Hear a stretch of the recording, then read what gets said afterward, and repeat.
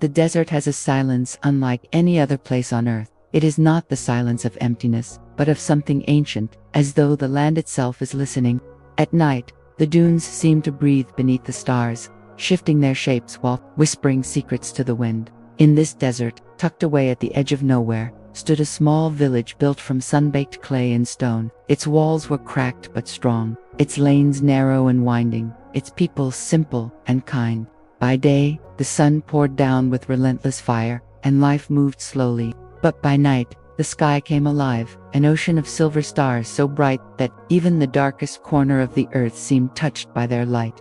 It was in this village that the children would gather each evening, waiting for the man they called the Astronomer. He was not a scientist from a great city, nor a wealthy traveler with instruments of glass and brass. No, he was a quiet figure who had lived among them for years, with skin weathered by sandstorms and eyes that gleamed like two polished stones. His telescope was old and dented, its metal dulled from years of desert winds, yet, when he aimed it at the heavens, it seemed to open a window to another world. Every night, when the heat softened and the wind cooled, he would climb the flat roof of his small home.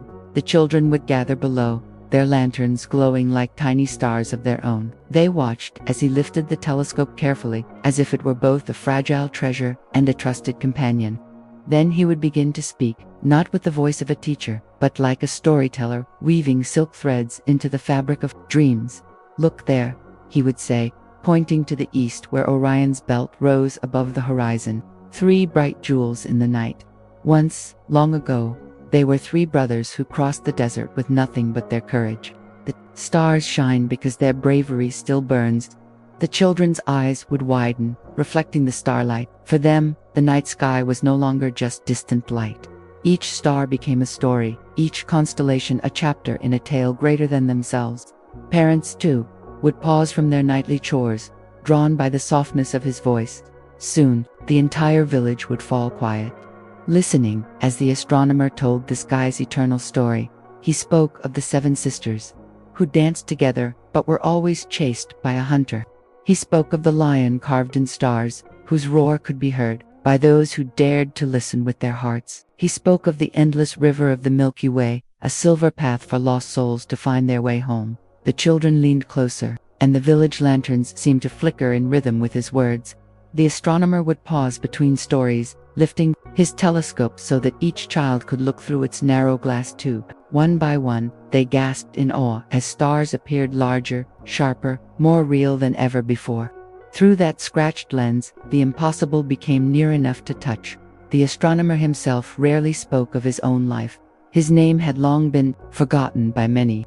He was simply the man who watched the sky, yet his presence was steady, like the North Star, always there, always guiding. Some whispered that he was once a traveler who had lost his way in the desert and been saved by the stars. Others said he had been born beneath a rare comet and carried its light in his eyes.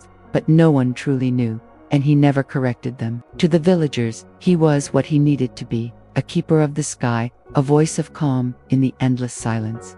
One particular evening, the desert wind carried a stillness deeper than usual. The stars shone brighter, as if leaning closer to the earth. The Astronomer stood tall on his rooftop, his silhouette framed against the silver sky. He turned slowly, sweeping his gaze over the gathered faces below, then lifted his hand to the heavens. "Do you see them?" he asked softly. "Do you see how they never leave? They have shone over this land for thousands of years. Empires have risen and fallen. Great kings have built palaces, and sands have swallowed them whole. But the stars remain. They are older than us, older than the desert, older even than the stories we tell, and still, they shine." The children fell silent, their eyes wide and unblinking. Even the adults lowered their heads, humbled by the thought of such endless time. The Astronomer's voice grew softer, almost like a lullaby. "When you are lost, look to them. When you are afraid, let them remind you. Nothing is ever truly gone. It only changes shape, like the dunes. The stars are proof." The villagers held on to every word, as though he had gifted them something far more precious than gold or silver. For in that vast desert where survival was harsh and uncertain, hope was not a thing found easily. But here, in the Astronomer's voice, hope returned each night with the stars.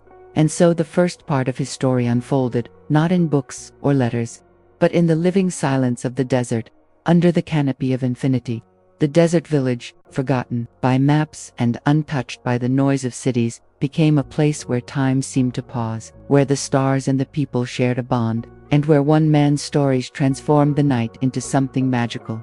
The children gathered closer to the astronomer's home that night, as though the earth itself pulled them toward him. Their bare feet brushed the sand, raising small clouds that shimmered faintly in the lantern light. Some carried blankets, others clutched little clay cups of warm milk, all settling themselves at the base of the low mud brick walls. They waited not because they were ordered to, not because anyone promised them rewards, but because his stories had become the pulse of their evenings. Above them, the desert sky deepened, revealing one star after another, until the heavens looked like a canvas sprinkled with diamonds.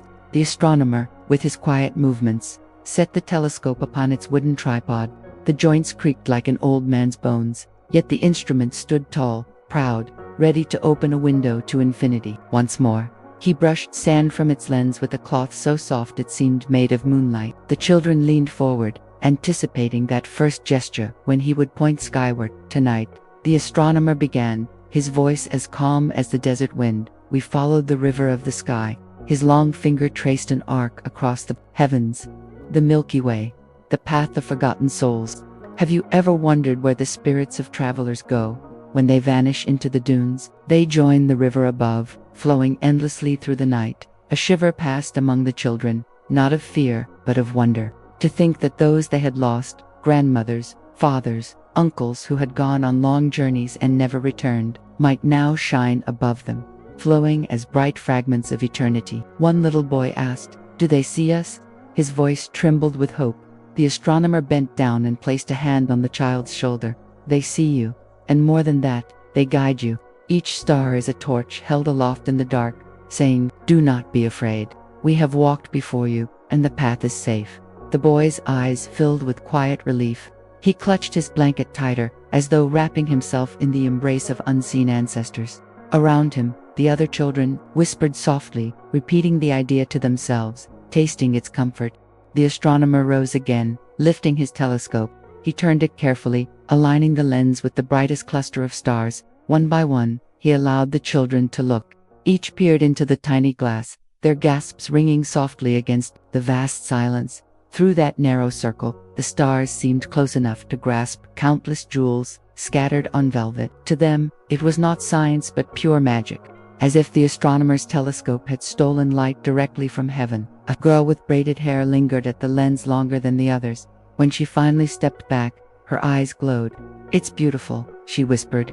"It's like the sky is full of stories waiting to be told." The astronomer smiled, lines deepening across his weathered face. "That is because it is. Long before books, long before walls or villages, people told their stories in the stars. Look carefully, and you will see hunters, lions, dancers, rivers, and gods. The sky is the oldest book of all." As the night deepened, adults began to gather too, standing at a respectful distance. They came under the pretense of keeping an eye on their children. But the truth was simpler. They needed the astronomer's voice as much as the little ones did. Life in the desert was harsh, the days hot, the water scarce, and work unending. But here, in this nightly ritual, they found a pause, a reminder that even under the weight of survival, wonder still belonged to them. One of the elders cleared his throat, his beard catching the lantern light. "You speak of the stars as though you knew them personally," he said, his tone half teasing, half curious. "Tell us, old friend, how is it you know so much? Did the stars themselves whisper to you?" The astronomer looked at him for a long moment, his eyes reflecting not just the lanterns but the starlight itself. "Perhaps they did," he said softly. "Perhaps they still do. When you wander long enough in silence, the sky begins to speak." The elder nodded, accepting the answer as though it were the most natural truth. Around them, the wind shifted, carrying a coolness that hinted at dawn though the night was still young. The astronomer turned back to the children. "Close your eyes," he said gently. "Imagine the river of stars above you. Imagine stepping into it, letting the light carry you. Do you feel how quiet it becomes? That silence belongs to you now. Keep it, and it will comfort you when fear visits." The children obeyed, Some swayed as if rocked by invisible waters. Others simply smiled, their breathing slowing, their small faces bathed in serenity. For those few minutes, time itself seemed to bow, letting silence wash over the village. Even the restless desert winds paused to listen. The astronomer's voice returned, lower now, like a secret meant only for them. The desert is not empty. It has always held the memory of stars. Each grain of sand once burned bright, long before you and I. When you walk across the dunes, remember, you are walking on fallen stars, and when you look up, you are seeing your future. A hush fell over the gathering. No one dared to speak, as though any sound might shatter the fragile beauty of the moment. Then, slowly, lanterns flickered, children yawned, and one by one families began to return to their homes. Yet they left lighter than they had come, their burdens softened by the astronomer's gift of wonder. Only the children closest to him lingered, reluctant to leave. They curled near the wall of his home, whispering among themselves, staring up at the sky as though they could catch new stories without him. He let them stay, his heart warming at the sight. He had given them not just tales, but a doorway, a way to see the world beyond their village, without leaving the safety of their desert. When the last lantern was extinguished and only stars remained, the astronomer sat alone on his roof. He lifted the telescope once more, pressing his tired eye to the lens. His lips moved in silence, whispering words not meant for the children, not meant for the villagers, but for the stars themselves. Words of gratitude, of longing, perhaps even of loss. Only the desert wind heard, and it carried his whispers away, into the endless dunes. The night after, the children came even earlier, eager to claim their places near the astronomer's roof. Some brought dates wrapped in cloth, small offerings of thanks. Others carried little sketches they had made of constellations he had shown them. They waited patiently as the desert sun gave way to twilight, the sky slowly melting into a pool of indigo. Lanterns glowed like fireflies along the narrow streets, guiding them to the gathering place. When the astronomer appeared, his telescope resting on his shoulder, the crowd erupted with cheerful whispers. His presence was more than welcome. It was necessary, like water drawn from the well. He placed the telescope down gently, and before he even looked to the heavens, he studied the faces around him. Wide-eyed children, watchful parents, curious elders. He nodded once, as though satisfied, then raised his gaze skyward. "Tonight," he said, "we do not only look at the stars. Tonight I tell you of the time I was lost beneath them." The words caught everyone by surprise. The astronomer rarely spoke of himself. The villagers leaned closer, their lantern flames quivering in the still air. "I was not born here," he began, his voice low but steady. "I was a traveler, like many who crossed the sands. I carried with me food, water, and the hope of reaching a city far beyond the dunes. But the desert is not gentle. A storm came, fierce, endless. Sand swallowed the horizon, and the sun itself vanished. My companions scattered, my path disappeared. I wandered alone, days blending into nights, thirst gnawing at me like fire. Children huddled together, clutching each other's hands. The adults exchanged glances, understanding the cruelty of such storms. I was ready to surrender," the astronomer continued. "But then I looked up. The storm had passed, and above me stretched a sky clearer than I had ever seen. Stars, brighter than 1,000 torches, blazing across the heavens. I followed them. I do not know why, perhaps instinct, perhaps something greater guiding me. But I walked where they pointed. And so, step by step, the stars carried me to water, to shelter, to life. Without them, I would not be here." A hush fell. Even the wind seemed to still, honoring his words. The villagers understood now why his devotion to the sky was not just fascination, it was gratitude. One of the children, her eyes glistening, asked softly, "Did the stars save you?" The astronomer looked at her for a long moment. Then he nodded, "Yes. And since that night, I have owed them everything. Every breath I take, every story I tell, is a gift returned." The villagers absorbed his confession in silence. It was as though the mysteries surrounding him had deepened rather than lessened. They now knew he had once been lost, yet how exactly he had survived remained hidden in shadows. Some whispered he had been guided by an unseen hand, others that he had seen visions in the stars. The astronomer lifted his telescope again. pointing toward the horizon where the constellation of Scorpio curved its tail across the night. "That scorpion," he said, "is a guardian. In many lands, they believe it protects the secrets of the desert. Some say it chased the great hunter Orion across the heavens, but I believe it guards those who wander alone, reminding them, even the fiercest darkness carries a light." He let the children gaze one by one through the telescope, their tiny gasps echoing into the night.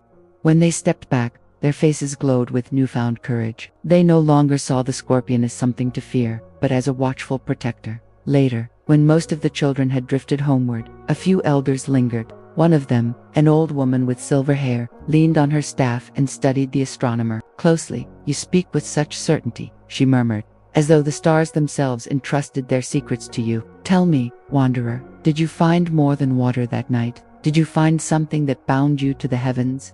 The astronomer's lips curved into the faintest smile. He did not answer. Instead, he lifted his gaze skyward, eyes glimmering as though reflecting something no one else could see. The silence stretched, filled only by the gentle rustling of palm fronds at the edge of the village. At last, he said quietly, "Some truths belong only to the night." The woman bowed her head in respect. No one pressed further. It was enough to know that the stars held not just stories, but pieces of his soul. As the villagers dispersed, whispers spread. Perhaps the astronomer had seen a vision that night in the desert, something so sacred it could not be spoken aloud. Perhaps he had been chosen, marked by the heavens. Whatever the truth, they felt safer knowing he was there. A man whose very survival seemed tied to the stars. When he was finally alone, sitting on the rooftop with the telescope by his side, the astronomer closed his eyes. He remembered the storm, the blinding whirl of sand, the burning thirst, the loneliness that clawed at him, and he remembered the sudden clarity of the sky. How the stars had shone not just above him, but within him, igniting a flame that had never dimmed. He whispered into the silence, words only the stars would hear. "I will keep your stories alive. As long as breath remains in me, I will tell them, so no one forgets." Above him, the heavens shimmered in answer. The desert night stretched endlessly, carrying his vow into eternity. The following evening, the village square filled faster than ever before. Word of the astronomer's revelation had spread like ripples across still water. Farmers returning from the fields came earlier. Merchants closed their shops sooner. Mothers carried their infants in soft slings so they too might hear the man who spoke to the stars. The desert, often a place of weariness and struggle, seemed to hold its breath each night for his stories. The children waited in a semicircle, lanterns lined at their feet, glowing like a constellation of their own. They buzzed with excitement, whispering guesses of what tale he might tell tonight. Some said he would speak of the hunter Orion again, others hoped for stories of the lion among the stars, and a few longed to hear more about his mysterious past. When the astronomer emerged, telescope balanced on his shoulder, the entire crowd fell silent. His figure was lean and weathered, framed against the rising moon, like a shadow etched into silver light. He set the instrument down on its tripod and let his eyes roam across the gathering. There was no arrogance in his gaze, only a quiet humility, as though he, too, was simply a listener, translating the voice of the sky for all to hear. "Tonight," he began, his voice soft, yet carrying clearly across the square, "we look to the crown of the heavens, the Pleiades, the seven sisters. These stars are small, but they burn with a light older than memory. Do you know their story?" The children shook their heads eagerly. Adults leaned forward. The astronomer pointed to the east, where a cluster of faint stars shimmered. They were seven sisters who lived in the desert long ago, brave, kind, filled with laughter. But a hunter saw them and wished to claim them for his own. They ran, swift as the wind, but he chased them across the sands. Finally, the heavens took pity and lifted them into the sky, where they would be safe forever. Yet the hunter still follows, night after night, never catching them, never resting. The children gasped, staring at the faint glitter above as though they could see the sisters still running, their skirts trailing light. One little girl whispered, "Are they afraid?" The astronomer knelt beside her. "No, child, they are free. See how they shine. That is not fear, but joy. They remind us that no matter how long the night, freedom and courage leave their mark upon the world." The girl smiled faintly, reassured.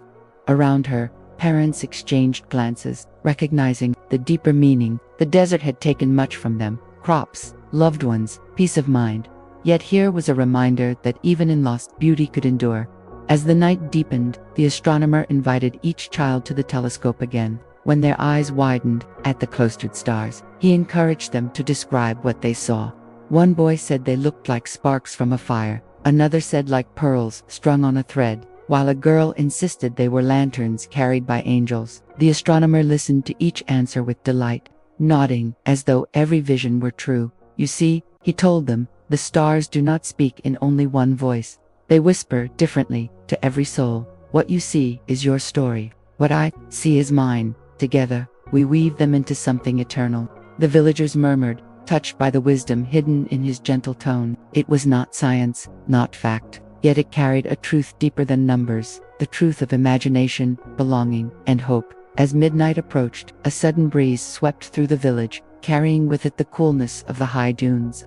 The lantern flames danced, shadows lengthening across the sand. The astronomer raised his hands, palms open to the sky. Close your eyes, he whispered. Let the night embrace you. The villagers obeyed. Mothers held their children close. Elders bowed their heads. Even the restless youths stilled. The astronomer's voice lowered into a rhythm like prayer. Above us burns the same light that guided your ancestors. These stars have watched every life before yours, and they will watch long after. They ask nothing, yet they give everything. They are the eternal witnesses. When you doubt your place, remember, you are already written in the sky. A silence fell so deep it seemed the desert itself had stopped breathing. Only the faint cry of a night bird echoed across the dunes.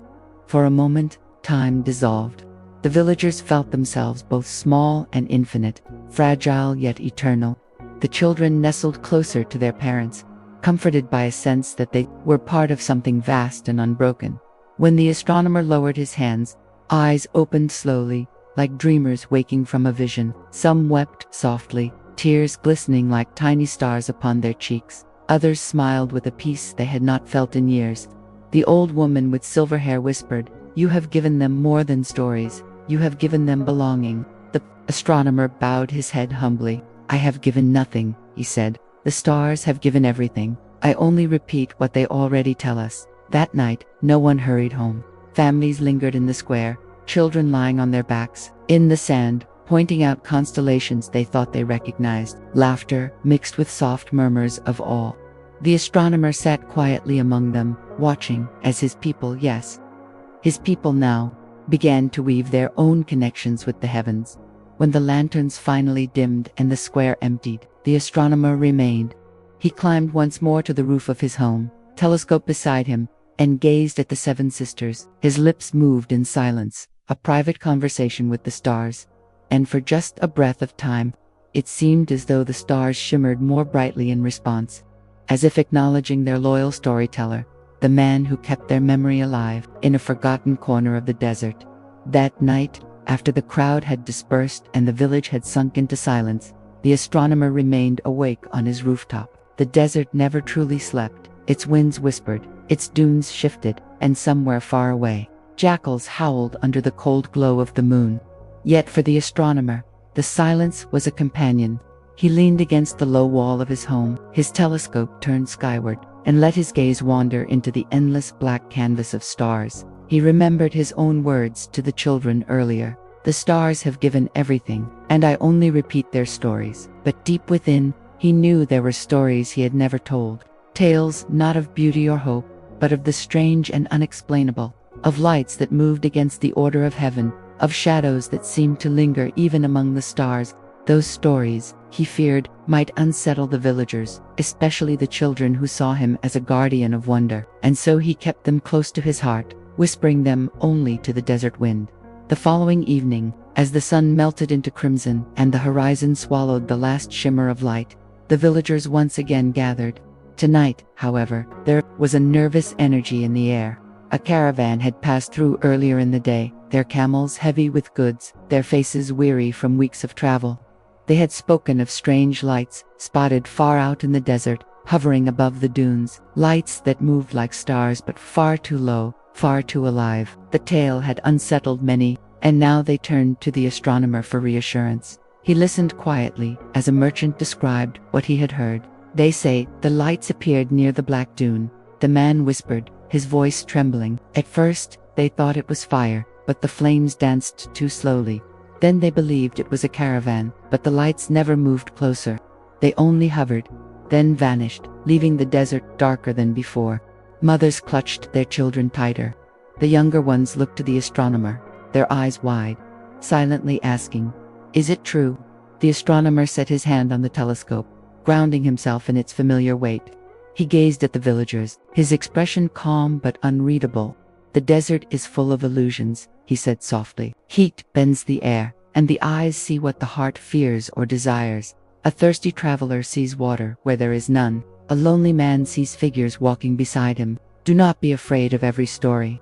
Yet even as he spoke, there was a flicker of something in his tone, not doubt, but memory. That night, he chose not to tell the tale of the seven sisters or the hunter Orion. Instead, he pointed the telescope toward the farthest part of the sky, where the faint shimmer of a nebula glowed like smoke. "Do you see that cloud of light?" he asked, guiding each child to look. "It is the birthplace of stars, a place where the heavens themselves breathe life into new suns. When you look upon it, you are seeing the beginning of something vast, something that will burn for millions of years." The children gasped, their fear momentarily replaced with awe. One boy whispered, "It looks like fire, but softer." The astronomer smiled. "Yes, fire that gives, not takes. Fire that will one day guide wanderers across the dunes, just as the stars guided me." But when the villagers finally drifted home and the square emptied, the astronomer did not climb to his roof as usual. Instead, he walked beyond the last houses, carrying his lantern and telescope to the edge of the desert. The sand stretched before him, silvered by moonlight, silent and endless. He raised his eyes to the horizon, where the caravan had claimed to see the mysterious lights. For a long time, he stood there, unmoving. His breath formed small clouds in the cool night air. Then, faintly, as though the desert itself responded to his presence, a flicker of light appeared far beyond the dunes. It shimmered, pulsed, then vanished. The astronomer's grip on the lantern tightened. His heart did not race with fear, but with recognition. He had seen such lights before, long ago, on the night he was lost and saved. He whispered into the wind, his voice barely audible, "So, you are still watching?" The dunes swallowed his words, carrying them into the night. When he finally returned to the village, no one asked where he had been. The children were already asleep, dreaming of stars and endless skies. The astronomer looked upon them as he passed, his heart heavy yet filled with a quiet resolve. The stories he shared with them would remain full of wonder and hope, but some truths, he knew, were meant only for him and the desert. He climbed to his rooftop once more, set the telescope down, and gazed at the nebula again. It glowed faintly, like an ember that never died, and as he watched, he whispered to the stars the promise he had made long ago: "I will keep your secrets safe, until the day they are ready to be told." The desert night pressed closer, the wind colder, and above him the heavens shimmered, vast, eternal, and alive. The following morning, the desert village awoke to hushed whispers. Word had already begun to spread. Some swore the astronomer had been seen walking beyond the last homes at midnight, his lantern bobbing like a lone star at the edge of the dunes. A shepherd claimed he had glimpsed him standing still for a long time, staring into the distance as though waiting for something. The story quickly made its way through the marketplace, from the bakers kneading dough to the women drawing water at the well. By the time the sun had reached its peak, the tale had twisted in a dozen directions. Some insisted he had spoken to a spirit of the desert. Others believed he had seen the mysterious lights himself, confirming the caravan's story. A few even whispered that he was not a man at all, but a messenger sent from the sky to watch over them. The astronomer, however, carried on quietly with his day. He walked slowly through the narrow alleys, exchanging polite greetings, buying bread, refilling his water jug. His calm manner unsettled some, who had expected him to reveal what he had seen.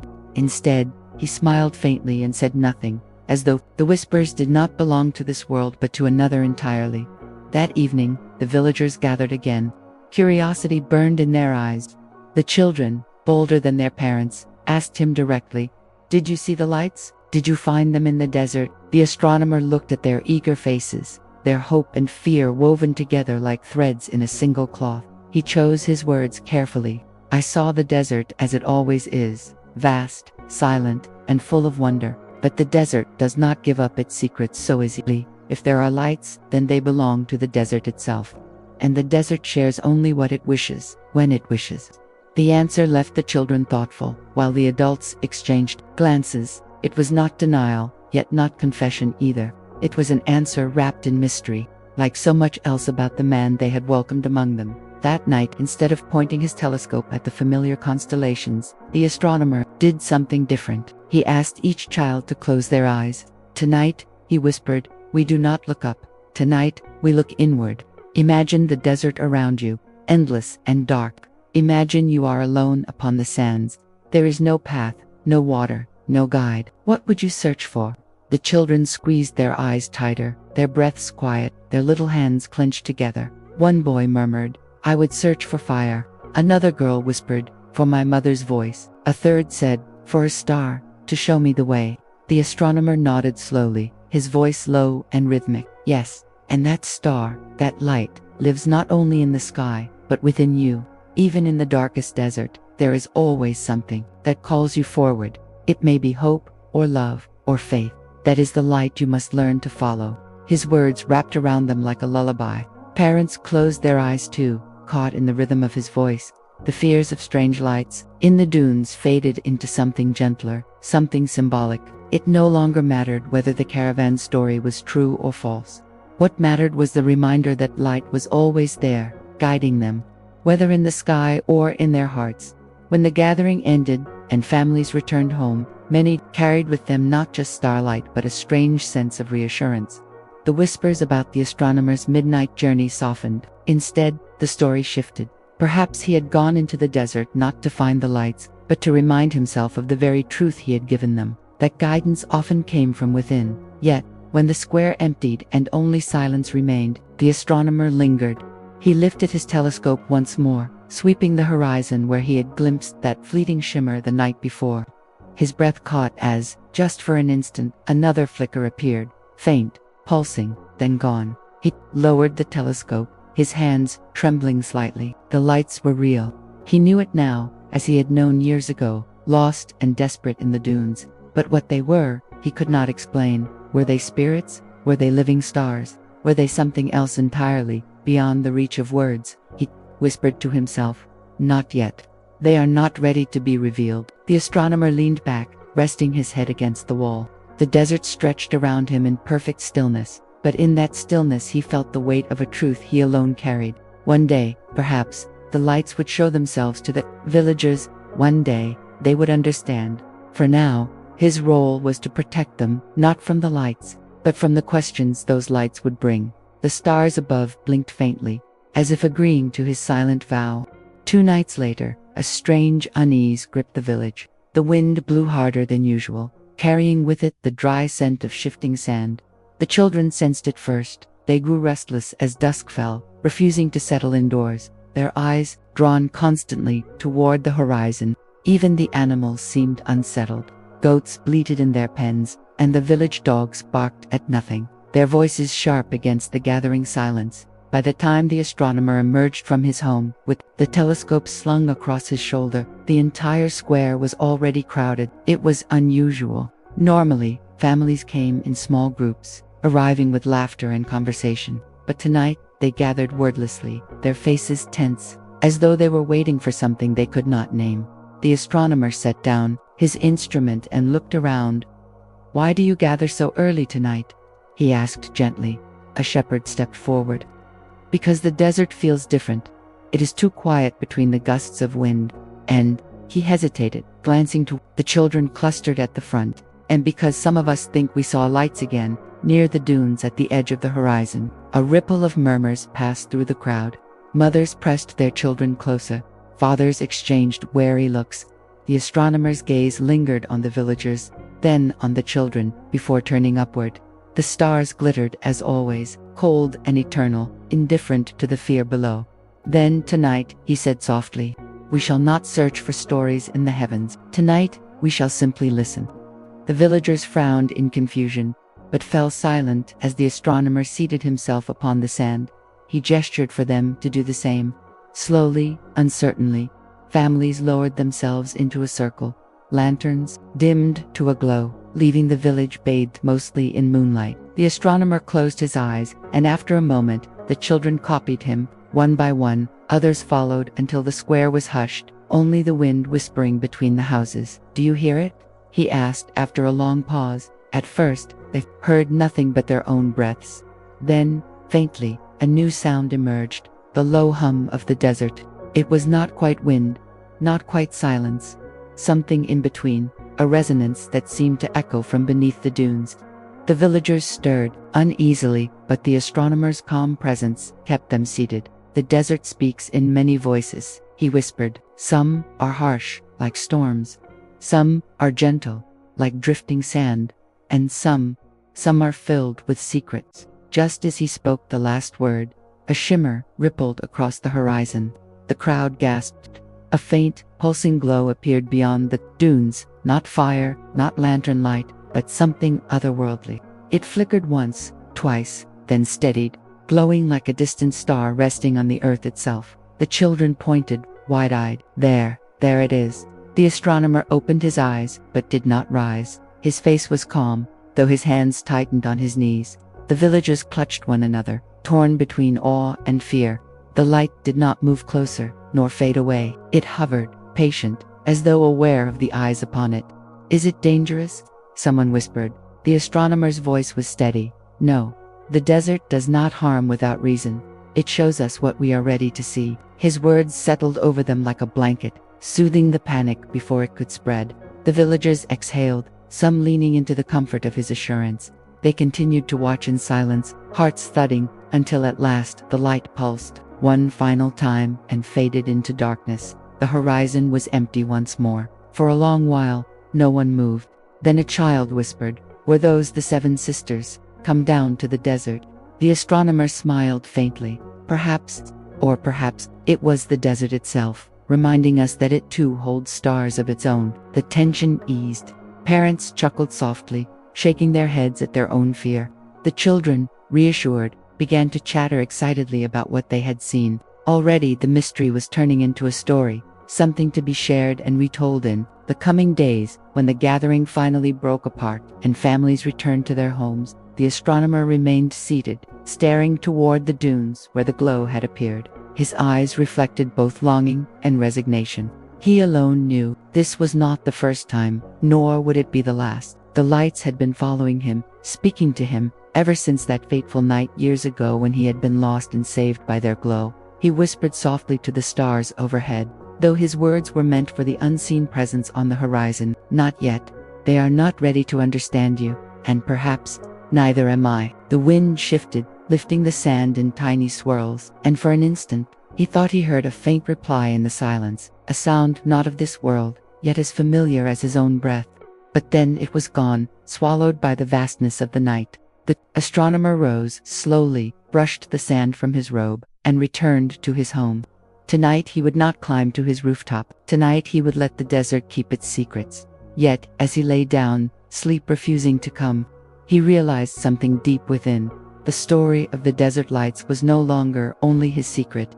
The villagers had seen them now, and once seen, a mystery cannot easily be forgotten. The following day dawned heavy and strange, as if the desert itself remembered the shimmering glow of the night before. For the first time in years, the villagers carried with them the weight of a mystery they could not explain away. Women fetched water more quietly than usual, their eyes drifting toward the dunes. Men mended ropes and tended to camels, but their conversations circled back, again and again, to the light they had seen.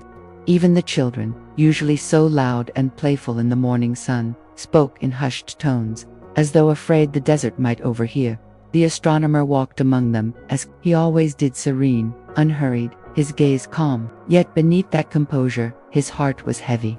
He had spent decades guarding the secret of the desert lights, believing it was not yet time for others to know. And now, despite all his efforts, the desert had revealed its hand. By evening, the villagers were restless again. They gathered in the square, their faces glowing orange in the lamplight. This time, they did not wait for the astronomer to begin. Instead, questions tumbled out at once. What were those lights? Are they stars fallen from the sky? Was it a spirit, or a sign? Will they return? The astronomer raised his hands gently, and the voices fell into silence. He studied their faces, eyes wide, brows furrowed, hearts caught between awe and fear. He could not give them the truth, not yet, but he could give them something else, something that would ease their fears without robbing the desert of its mystery. So he began, in his low, rhythmic voice. Long ago, the desert was said to be a sea of fire. Not the fire that burns, but the fire that breathes. Travelers told of lights that drifted over the dunes, guiding the lost, protecting the weary. Some said they were the souls of those who loved the desert too much to leave. Others believed they were the stars themselves, who sometimes grew restless and descended for a while, walking upon the earth before returning to the heavens. The children leaned closer, their fears melting into wonder. Even the adults allowed themselves to soften, letting the tale replace the dread in their minds. And so, the astronomer continued, whenever such lights are seen, they are not to be feared. They are reminders that even in the emptiest places, there is guidance, that the desert does not wish for us to be lost. The crowd murmured in approval. Shoulders eased, hands unclenched. The fear in the square gave way to a quiet reverence. The villagers nodded to one another, satisfied with the tale. But as the astronomer spoke, his own mind drifted back to that night so many years ago when the lights had saved him. He had not spoken of it in decades, not even to himself. He had been young man, reckless, a traveler chasing dreams across the desert without proper supplies. He had wandered too far, and the sun had stripped him of strength. By nightfall, he was certain he would never see dawn again. And then, they appeared, flickers at first, like embers dancing in the air. He had followed them with the last of his strength, stumbling across dunes, convinced he was chasing an illusion. But the lights never left him. They moved just far enough to lead him, until at last he collapsed, not into endless sand, but into the shadow of a small oasis. The water had saved his life, and from that night forward, he had devoted himself to the stars. He did not tell this to the villagers, not yet, but as he looked at their faces, glowing in the lamplight, he knew one day he would. One day, they would need to know that the desert lights were not just myths, they were real, and they were watching. That night, after the gathering ended, the astronomer returned to his rooftop. The telescope lay unused beside him as he gazed instead with naked eyes at the desert horizon. The dunes shifted and shimmered in the moonlight, their silence deep and unbroken. But within that silence, he felt it, the same presence he had felt years ago. The desert was alive. The lights were alive. And now, the villagers had seen them too. The secret was no longer his alone to keep. He whispered into the night, his voice barely more than breath. You have chosen to reveal yourself. But why now? The desert gave no answer. Only the wind stirred, carrying grains of sand across the rooftop. He leaned back, exhaustion heavy upon him. His eyes grew heavy, but before sleep claimed him, he thought of the children's faces, wide with wonder, glowing with hope. Perhaps that was why the lights had returned. Perhaps it was for them. And as he drifted into dreams, the astronomer felt as though the stars themselves leaned closer, listening. The days following the strange light were unlike any the village had known before. Ordinary tasks continued, bread baked, wells drawn, animals tended, yet beneath it all pulsed a quiet current of anticipation. The villagers were no longer the same. Every evening, their eyes drifted toward the horizon, searching. Even the smallest children, who once chased fireflies without thought, now wondered if the lights of the dunes would dance again. For the astronomer, the change was heavier still. Where once he had been a quiet storyteller, now he was a figure of quiet authority, the one to whom all eyes turned. Questions followed him wherever he walked. What are they? When will they return? Do they bring blessings or curses? He answered with patience, never revealing too much, never giving more than a soothing story. But inside, he felt the old pull. Memories he had long kept buried rose again like desert winds stirring forgotten dunes. He could still recall the feel of cracked lips, of sand burning his bare skin, of despair so thick it felt like drowning. And then the lights. He remembered the first night vividly. He had been young, little more than a dreamer with a pack slung across his back, chasing the horizon as though the world would give him answers. He had miscalculated. His water skin ran dry, his path vanished, and soon there was only silence. He thought he would die beneath that indifferent sky. But then the glow had appeared, soft at first, like lanterns swaying in the distance. Impossible, absurd, and yet undeniable. He followed. With every step he thought he would collapse, yet the glow stayed just ahead, never abandoning him, until he stumbled into an oasis, where water shimmered like liquid glass. That night had changed him forever, and though he never spoke of it openly, the stars and their hidden guardians had claimed his devotion. Now, as he stood in the square surrounded by eager faces, he wondered, was it truly the light's choice to return, or was it the villagers' longing that had summoned them? One evening, as the crowd gathered once more, a child, bold and bright-eyed, asked the question none had dared before. "Master, why do the lights seem to follow you?" The square fell silent. Adults hushed, the child, but the astronomer only smiled. "Do they follow me, or do I follow them? Sometimes, the answer depends on where you stand." He let the words hang in the air, their mystery shimmering like starlight. Then, as always, he turned their attention skyward. "Tonight, let me tell you of Orion, the hunter, who chases but never captures. The stars remind us that pursuit is often more important than possession." The children listened, lulled by his cadence, yet some of the adults exchanged knowing looks. The boy's question had not been wrong. The villagers had begun to notice. The lights appeared when the astronomer was present.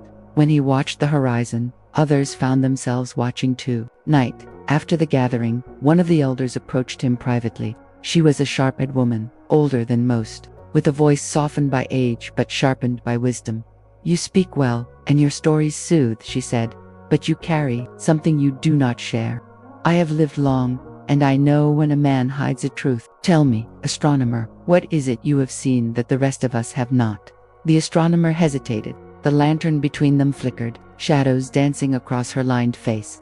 For a moment, he considered unburdening himself, telling her of the night he had nearly died, of the lights that had saved him, of the belief that they were something more than mere illusions. But the weight of silence held him back. He met her gaze and answered softly, "Sometimes, elder, it is not what I have seen that matters, but what I have been allowed to remember." She studied him for a long moment, then nodded slowly, as though she understood more than his words revealed. Without pressing further, she left him with his thoughts. That night, sleep eluded him. He climbed to his rooftop, telescope at his side, and gazed at the endless sky. Stars burned in silence, cold and distant, yet to him they seemed alive, watching.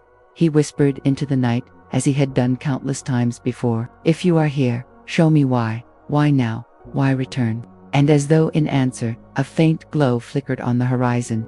Not strong, not sustained, but enough to make his breath catch. It was not his imagination. The lights were watching him, too. He leaned forward, heart pounding not with fear, but with a strange mixture of reverence and longing. "If you return," he murmured, "I will follow, as I once did. But I cannot bring the village into the depths of your mystery, not yet." The glow pulsed once, twice, and was gone. The astronomer remained on the rooftop until dawn, the words of the elder echoing in his mind. She was right. He carried a secret. And though he believed the villagers were not ready, he also knew that desert did not reveal things without reason. The lights had come again. The time of silence was ending. The next evening, the villagers gathered earlier than ever before. The square filled while the sun was still descending, painting the desert sky in amber and rose. The children sat cross-legged on the sand, whispering and pointing toward the astronomer's rooftop as though waiting for a signal. Parents lingered behind them, lanterns ready, their faces a mixture of reverence and unease. It was no longer simple entertainment. The night with the lights had changed everything. Now, people came not only to hear stories, but to witness whatever might unfold. The astronomer sensed it at once when he emerged, telescope slung over his shoulder, robe trailing in the dust. The air was thick with expectation. He set the telescope down and smiled, though his heart was heavy. "The stars are patient, my friends," he said softly. "They do not appear simply because we demand them. But stories are always ready." The crowd leaned in, eager, yet he noticed the same boy from the other night, the bold-eyed child, sitting quietly, staring at him not with wonder, but with curiosity sharp as a blade. The astronomer drew a slow breath.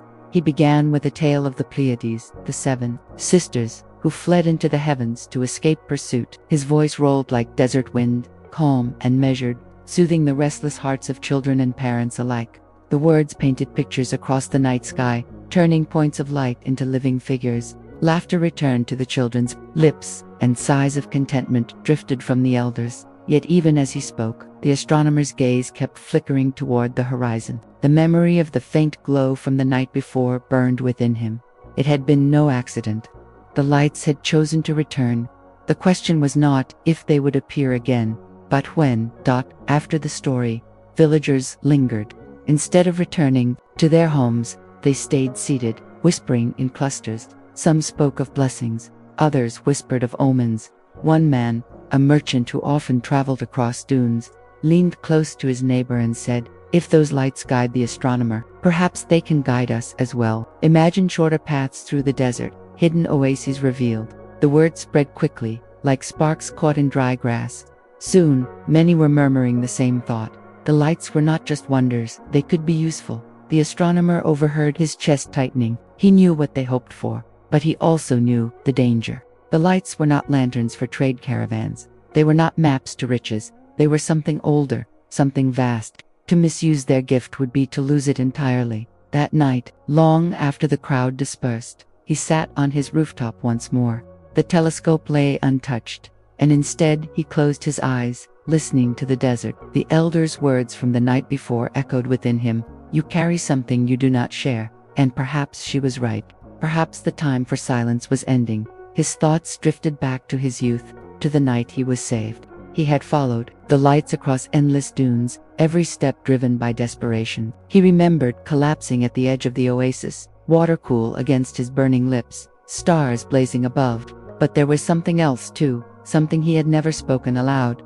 As he had slipped into unconsciousness that night, he had heard a voice, not human, not like any sound carried by the wind, but a resonance, deep and steady, as though the desert itself had spoken into his mind. The words were not clear, but the feeling was, "You are not alone, not yet, not ever." When he awoke, at dawn, weak but alive, the lights were gone. Only the desert remained, silent and vast. And so he had told himself it was delirium, a fevered dream. Yet his heart had known better. It was no dream. It was a gift, a promise. Now, decades later, the villagers' questions pressed on him, and he wondered if the lights would speak again. If they did, would he be ready to listen? Would he have the courage to share what he had heard? The desert wind whispered, tugging at his robe. He opened his eyes, gazing once more across the horizon. For a long moment, the night was empty. Stars glittered above, calm and distant. Then, faint, fleeting a glow, rippled at the edge of the dunes. It was not steady, not yet. More like a heartbeat than a lantern. Thump thump fading, then pulsing again. The astronomer leaned forward, breath caught. This time, he was not alone. From the square below, the bold-eyed boy had lingered, unable to sleep. He, too, saw the glow. His gasp was loud in the silence. The astronomer froze.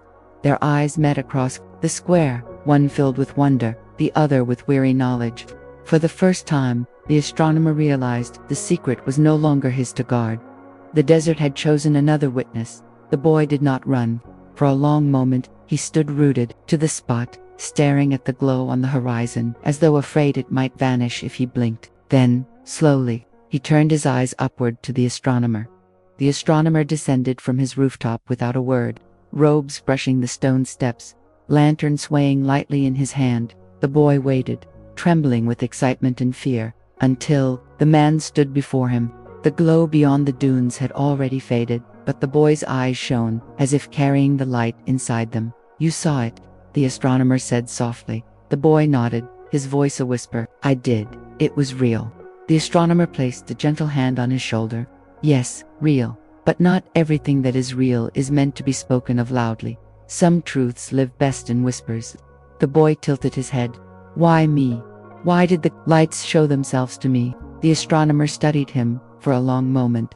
The boy's face was unlined by age, untouched by doubt, alive with curiosity. He reminded the astronomer of himself, long ago, before silence and secrecy had dulled the fire of wonder.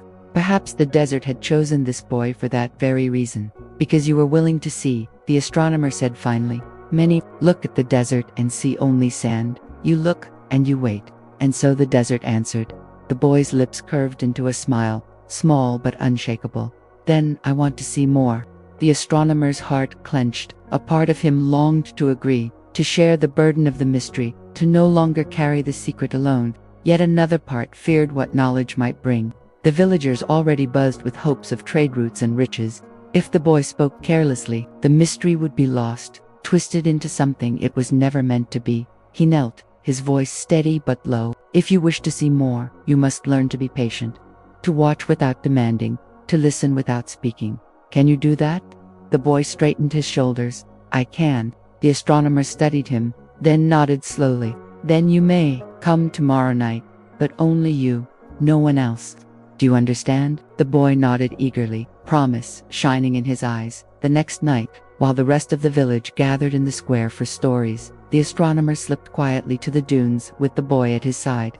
Their lanterns cast small pools of light on the sand, but the desert beyond was endless shadow. The boy clutched the astronomer's hand, half from fear, half from exhilaration. They climbed a ridge and sat at its crest. The village now, only a faint glow behind them. Above, the stars burned clear and sharp, their silence absolute. For a long time, neither spoke. The astronomer let the boy listen to the quiet, let him feel the weight of the desert night pressing in from all sides. At last, the boy whispered, "It feels alive." The astronomer smiled faintly. "It is, always has been. Most never notice. But once you do, you cannot forget." They waited. An hour passed, then another. The boy's eyelids drooped, but he refused to surrender to sleep. Just as the astronomer considered leading him back, the horizon shimmered, faint at first, then brighter, a flicker of pale fire dancing across the dunes. The boy gasped, clutching the astronomer's sleeve. There, quiet," the astronomer murmured. "Do not startle them." The lights moved as if alive, pulsing gently, swaying like lanterns carried by unseen hands. They did not approach, nor did they retreat. They hovered at a distance, steady and patient, as though acknowledging their watchers. The boy's awe spilled out in whispers. "They're beautiful. Are they people? Spirits?" The astronomer's eyes softened. Perhaps they are something older than names. Call them what you will. Spirits, stars, guardians. The desert does not care what we call them. It only cares how we see them. For a time, they sat in silence, the lights glowing and dimming with a rhythm that felt almost like breathing. The boy leaned against the astronomer's side, his earlier boldness replaced by quiet reverence. When at last the lights faded, swallowed once more by the endless night, the boy exhaled a long breath, as though he had been holding it all along. "I will never forget this." The astronomer placed a hand on his shoulder. "Then remember not only the sight, but the silence, the patience. The desert does not reveal itself to satisfy curiosity. It reveals itself to teach. Promise me you will not speak of this to the others." "Not yet." The boy hesitated, then nodded. "I promise."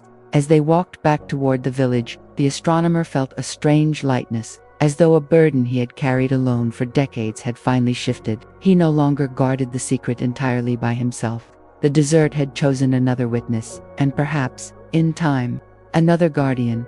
Yet even in that relief, a shadow stirred within him. The lights were no longer content to remain hidden. It had revealed themselves not only to him, but now to a child. The silence of years was breaking. And when silence breaks, change always follows. When the astronomer and the boy returned to the village before dawn, the streets were silent. Only the soft rustle of palm fronds and the occasional bray of a restless donkey broke the quiet.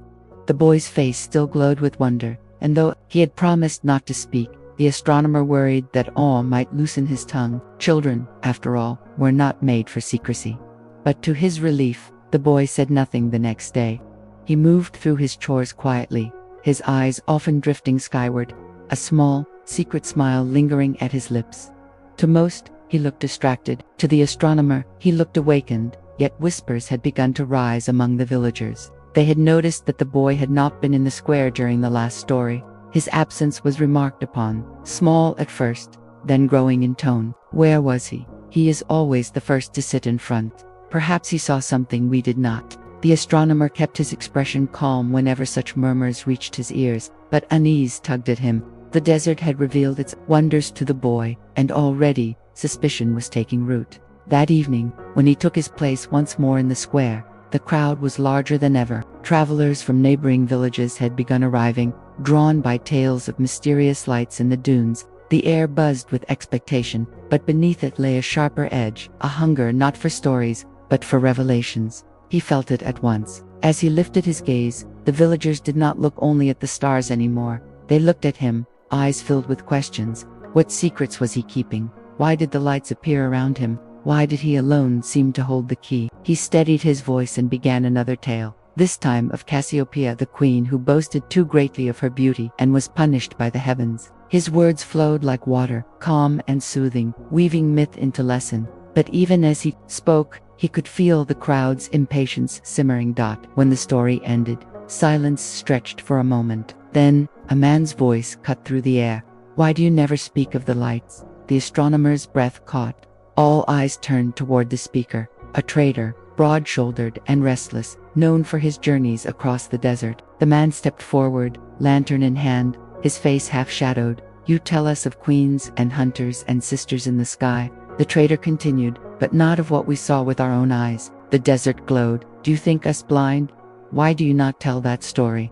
The crowd murmured, agreement rippling through them. Children clutched their mothers, eager yet uneasy.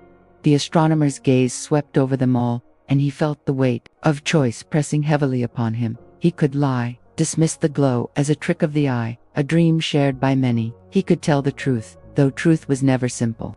Or he could remain silent and risk the crowd's trust. At last, he spoke slowly, each word chosen with care. "The desert holds many secrets. Some are meant for all to see. Others are shown only when the time is right.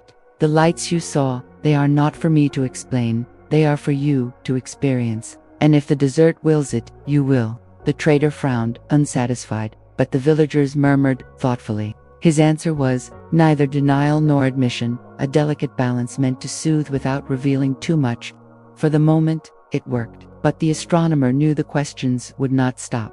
Later that night, as the crowd dispersed, the boy approached him quietly. His eyes glimmered in the lantern light, wide with both pride and worry. "They want to know," he whispered. Astronomer placed a hand on his shoulder. "Yes, and one day, they may, but not yet." The boy hesitated. "What if they find out I saw the lights too?" The astronomer's voice softened. "Then, they will know what I already do, that the desert chose you. But remember what I told you. Patience. To see is not the same as to understand. Promise me you will keep your silence until the desert calls again." The boy nodded, though uncertainty lingered in his eyes. That night, the astronomer did not climb to his rooftop. Instead, he walked alone beyond the edge of the village, lantern casting long shadows on the sand. He stood facing the dunes, the same horizon that had once saved his life, and whispered into the darkness. "You test me," he murmured. "You pressed upon me with questions I cannot answer aloud. If you wish me to speak, give me words. If you wish me to remain silent, strengthen my tongue. Do not leave me adrift between the two." The desert gave no reply, only silence stretched around him, vast and unbroken. Yet, as he turned back toward the village, a flicker caught his eye. Not a glow this time, but a movement among the dunes. For a heartbeat he thought it was the lights returning. But no, this was different. Shadows shifted, as though someone was moving where no one should be. He narrowed his eyes. A group of figures, half hidden, slipping through the sands. Travelers, perhaps, or villagers searching, he could not tell. But in that moment, a cold truth settled in his chest. The lights were no longer a quiet wonder. They were becoming a secret too large to keep. And soon, secrecy would no longer be his choice. The next day dawned with a heaviness that settled over the village like an unseen weight. The market stalls opened as always, the scent of dates and dried figs lingering in the air. But the conversations were different. Voices were low, conspiratorial. Traders leaned across baskets of spices, muttering about what had been seen in the dunes. Women drew water from the well while whispering about the astronomer's evasive answers. Children repeated fragments of stories they had overheard, filling gaps with imagination until rumor grew into myth. The astronomer noticed it all as he walked through the square, where once people had greeted him warmly. Now they regarded him with a mixture of respect and suspicion. Their eyes no longer sought only stories. They sought explanations. That evening, fewer villagers gathered for his tale. It was not absence born of disinterest, but of something else. Some had gone into the dunes themselves, chasing the glow with lanterns and restless hearts. The astronomer knew it before anyone told him. The tracks in the sand, the faint shimmer of light in the far distance, all of it revealed their impatience. He told his story nonetheless. He spoke of Perseus and Andromeda, of courage against monsters and the reward of faith. His voice was steady, soothing, yet inside, unease gnawed at him, for he knew courage, in the desert, could just as easily lead to ruin as to triumph. When the tale ended, he found the boy waiting at the edge of the square. His eyes were wide with worry. "They've gone," the boy whispered. "My uncle among them." He said the desert would show him its treasures. The astronomer's heart sank. The desert does not give treasures to those who demand them. He looked toward the horizon, where the dunes stretched endless and pale beneath the moonlight. "It gives only lessons." That night, he and the boy climbed once more to the ridge where they had sat before. The air was colder than usual, a sharp wind sweeping grains of sand across their faces. The boy huddled in his cloak, clutching the small lantern. They waited. The stars glittered above, but the dunes remained silent, shadowed. Hours passed. Just as fatigue began to dull their senses, the glow appeared, fainter at first, then stronger, pulsing, alive, just beyond the reach of the eye. The boy leaned forward, breath caught. "They've come back." The astronomer nodded slowly, but his gaze was not only on the lights. Between the pulses of glow, he saw other flickers, harsh, unsteady, human, lanterns bobbing in the dark, carried by the villagers who had ventured out. The desert was not kind to the impatient. As if in answer, the lights shifted. They did not scatter, nor vanish. Instead, they began to circle, slow and deliberate, around the wandering lanterns. The glow pulsed brighter, as though warning, enclosing, hurting. The boy grasped the astronomer's sleeve. "They're surrounding them." "Yes," the astronomer whispered, voice tight. "The lights are not cruel, but they do not forgive arrogance." Below, faint cries drifted on the wind. The villagers had stopped moving, their lanterns swaying wildly. They had seen it too, the ring of glow enclosing them in the dunes. Panic surged in their voices, carried faintly through the night air. The astronomer closed his eyes, breathing steadily. He could not intervene. The desert was teaching them, and lessons taught by the desert could not be interrupted. But his chest ached, knowing the fear they must feel. At last, the lights pulsed one final time, a brilliant wave of illumination that rolled across the sand like a tide. The villagers' lanterns flickered weakly in response, tiny against the vast glow. Then, as quickly as they had come, the lights withdrew, dissolving into the horizon until only starlight remained. The cries faded into silence. One by one, the human lanterns began to move again, slowly, stumbling back toward the village. The boy released a shaky breath. They spared them. The astronomer opened his eyes. They reminded them, when they returned to the village at dawn, the searchers were already straggling in, their faces pale, their eyes wide with haunted awe. None spoke of treasure now. None boasted of secrets revealed. Instead, they walked in silence, clutching their lanterns like children holding talismans against the dark. For a brief time, the village was quiet again. Fear had replaced curiosity, and reverence had silenced questions. But the astronomer knew it would not last. Wonder, once awakened, never truly sleeps. And deep inside him, another realization stirred. The lights had shown themselves more boldly than ever before. They had chosen to act, to reveal their power to many instead of a few. It was no longer a secret held by one man and one boy.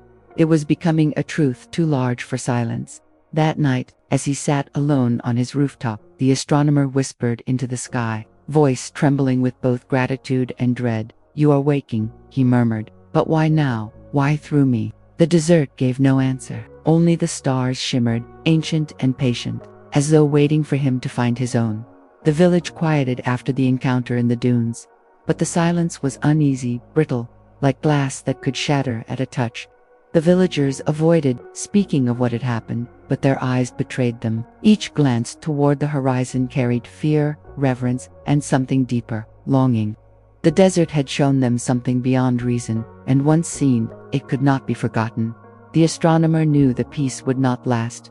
He felt it in the way people paused when they passed his door, in the way traders' voices dropped when he entered the square. They did not ask him directly, not yet, but the weight of their questions pressed upon him all the same. That night, The boy returned to his rooftop. His steps were soft, careful, as though afraid to disturb the quiet. He settled beside the astronomer, gazing upward. For a long while, neither spoke.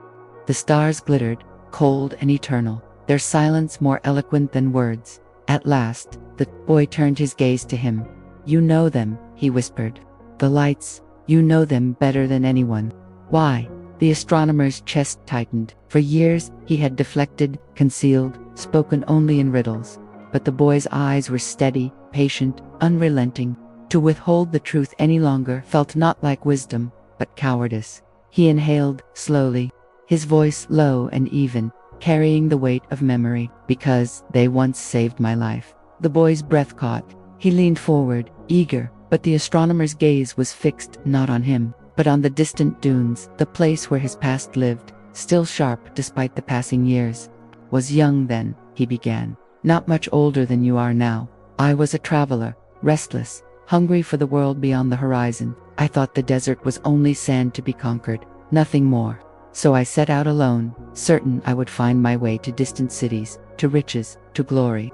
His hands trembled slightly, remembering the endless days of heat, the sting of sun on his back, the hollow ache of thirst. "But the desert is not so easily crossed. My water ran out, my provisions dwindled. I wandered, day after day, lost among dunes that shifted like waves, each ridge the same as the last. The sun burned away my strength, and at night the cold gnawed at my bones. I was dying, and I knew it." The boy's eyes widened, but he did not interrupt. The astronomer's voice grew softer, tinged with awe. "It was then, when my hope was gone, that I saw them. At first I thought it a mirage, a shimmer on the horizon. But it was not water, nor fire. It was light, gentle, pulsing, like the glow of lanterns carried by unseen hands. They encircled me, not cruelly, but firmly, guiding me step by step through the night. Wherever I turned, they moved ahead, drawing me onward. And when dawn came, I found myself at the edge of a caravan's camp. They gave me water, bread, life." He paused, eyes distant. The boy whispered, "The lights saved you." "Yes." The astronomer's gaze lifted to the stars. "From that day, I knew I could not dismiss them as chance.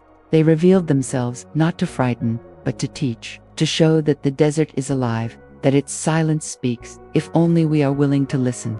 The boy's brow furrowed, his young face etched with wonder. "But why you? Why not others?" The astronomer smiled faintly, a shadow of sorrow in his expression. "Perhaps because I was desperate enough to see, perhaps because I was foolish enough to walk into the desert alone, or perhaps because they needed someone to carry their memory, someone to keep the silence alive until another was ready." The boy's heart thudded. He understood the unspoken words that he himself had now been chosen. For a moment, fear flickered in his eyes, then determination replaced it. "I will carry it too," he said softly. "I will remember." The astronomer studied him, seeing both the innocence of a child and the strength of something greater, something rare. He reached out, placing a weathered hand on the boy's. "Then, you must also remember this. The desert gives its gifts slowly. To rush is to lose them. Be patient. Let the silence guide you, as it guided me."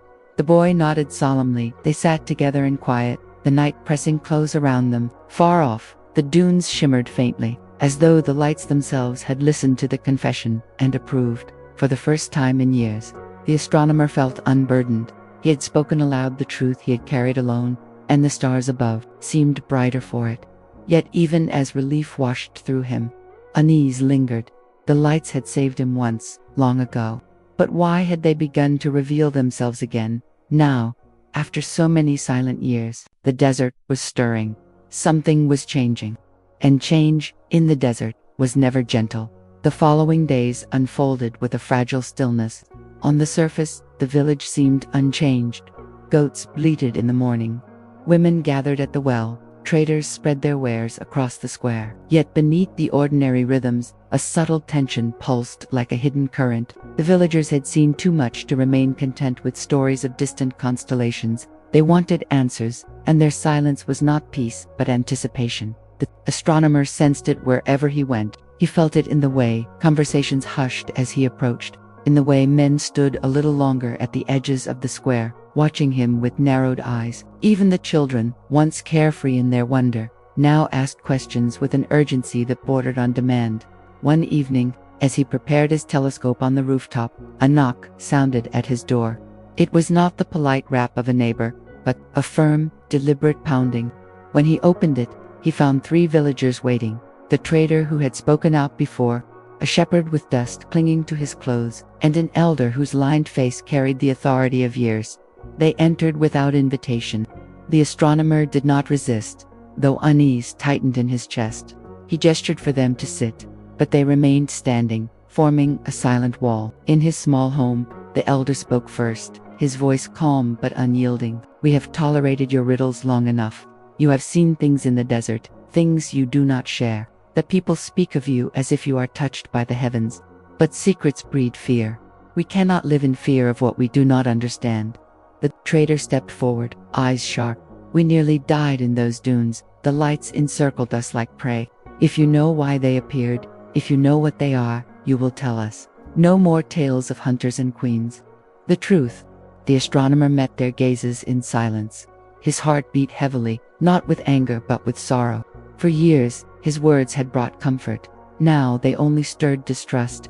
He longed to reveal everything, to unburden himself of the weight he carried, yet he knew the desert's lessons were not his to hand out freely. Truth given before its time was as dangerous as water spilled on sand, wasted, lost. At last, he spoke, his voice measured, deliberate.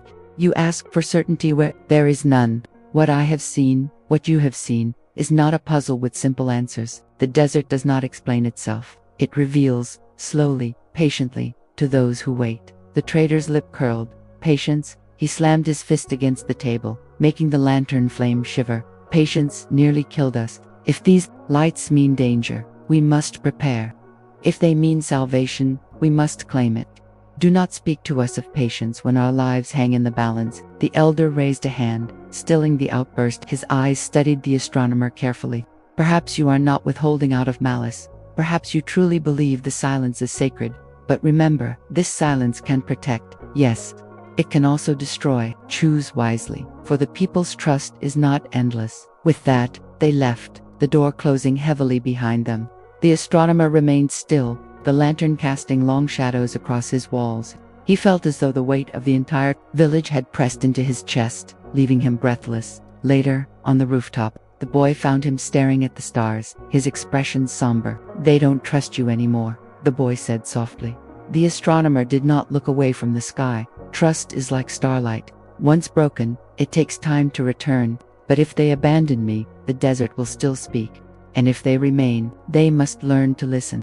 The boy hesitated, then asked the question that lingered on every tongue. "Why not tell them? Why not say what you told me?" The astronomer finally turned to him, eyes weary. "Because not all ears are ready to hear. Some will take truth and twist it into fear, or greed, or power. You, child, hear with wonder. They would hear with hunger. And hunger poisons." The boy fell silent, though his heart ached with conflict. He had promised secrecy, yet he could see the wedge growing between the astronomer and the people. Secrets, like shadows, lengthened when light was withheld. That night, as the astronomer adjusted his telescope, a sound drifted from beyond the village. It was faint, carried on the wind, the distant clang of metal, the murmur of voices. He froze, listening. The boy leaned close. "What is it?" The astronomer's face tightened. "Lanterns, in the dunes again." His pulse quickened. The villagers had not been humbled enough. They were searching still, restless, unwilling to wait. But this time, the desert might not be so merciful. He closed his eyes briefly, whispering a prayer into the vast silence. Then he turned to the boy, his voice firm. "Come, we must watch. Together." They descended from the rooftop and walked toward the ridge, lantern light flickering around them. Above, the stars glimmered cold and eternal, indifferent to the small struggles of men. But the astronomer knew the desert was not indifferent. It was alive, listening, waiting. And tonight, it would answer. The ridge was quiet when the astronomer and the boy climbed it, their lantern throwing a fragile halo against the night.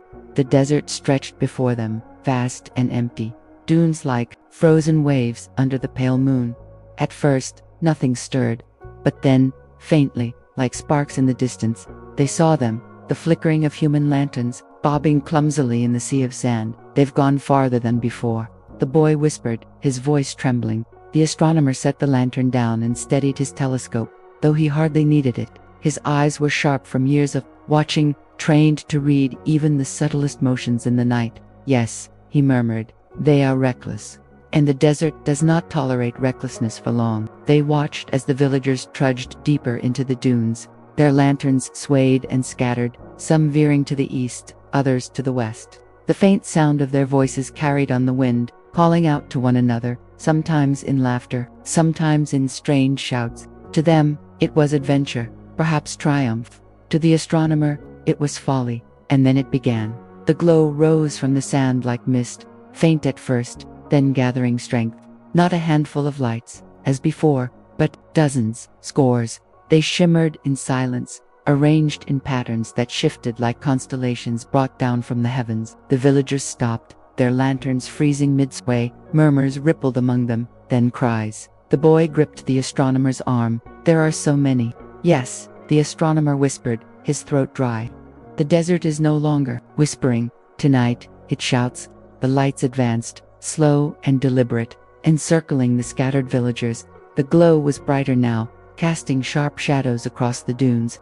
It pulsed in rhythm, as if breathing, as if alive. The villagers shouted in panic, their lanterns waving wildly. A few dropped their lights entirely. The flames snuffed out in the sand. From the ridge, the astronomer could see their faces pale with terror, eyes wide, mouths open in cries that carried faintly through the night. But the lights made no sound. They only moved, surrounding them, closing the circle tighter. The boy's heart pounded. They're trapped. The astronomer's hands clenched at his sides. He longed to descend, to help, but he knew he could not. The desert was not his to command, nor the lights his to tame. All he could do was witness, as he once had long ago. One of the villagers broke. With a desperate cry, he fled toward the west, stumbling across the sand. The glow shifted instantly, a portion of the lights breaking away to follow. They did not chase with speed, but with inevitability, gliding just ahead, always just beyond reach, until the man fell to his knees, sobbing, and the lights faded, leaving him alone and broken in the sand. The rest huddled together, clutching their lanterns like children clinging to scraps of safety. The glow thickened around them, pressing closer, until it seemed the entire dune was aflame with light. The astronomer spoke low, almost to himself. Do you see, boy, they are not cruel. But they will not be ignored. The desert demands reverence, not conquest. The boy's eyes burned with fear and awe. But what if they don't let them go? The astronomer inhaled slowly, his chest heavy. Then the desert will claim what is hers. Time stretched unbearably. The villagers cried, some praying, some begging, some silent in despair.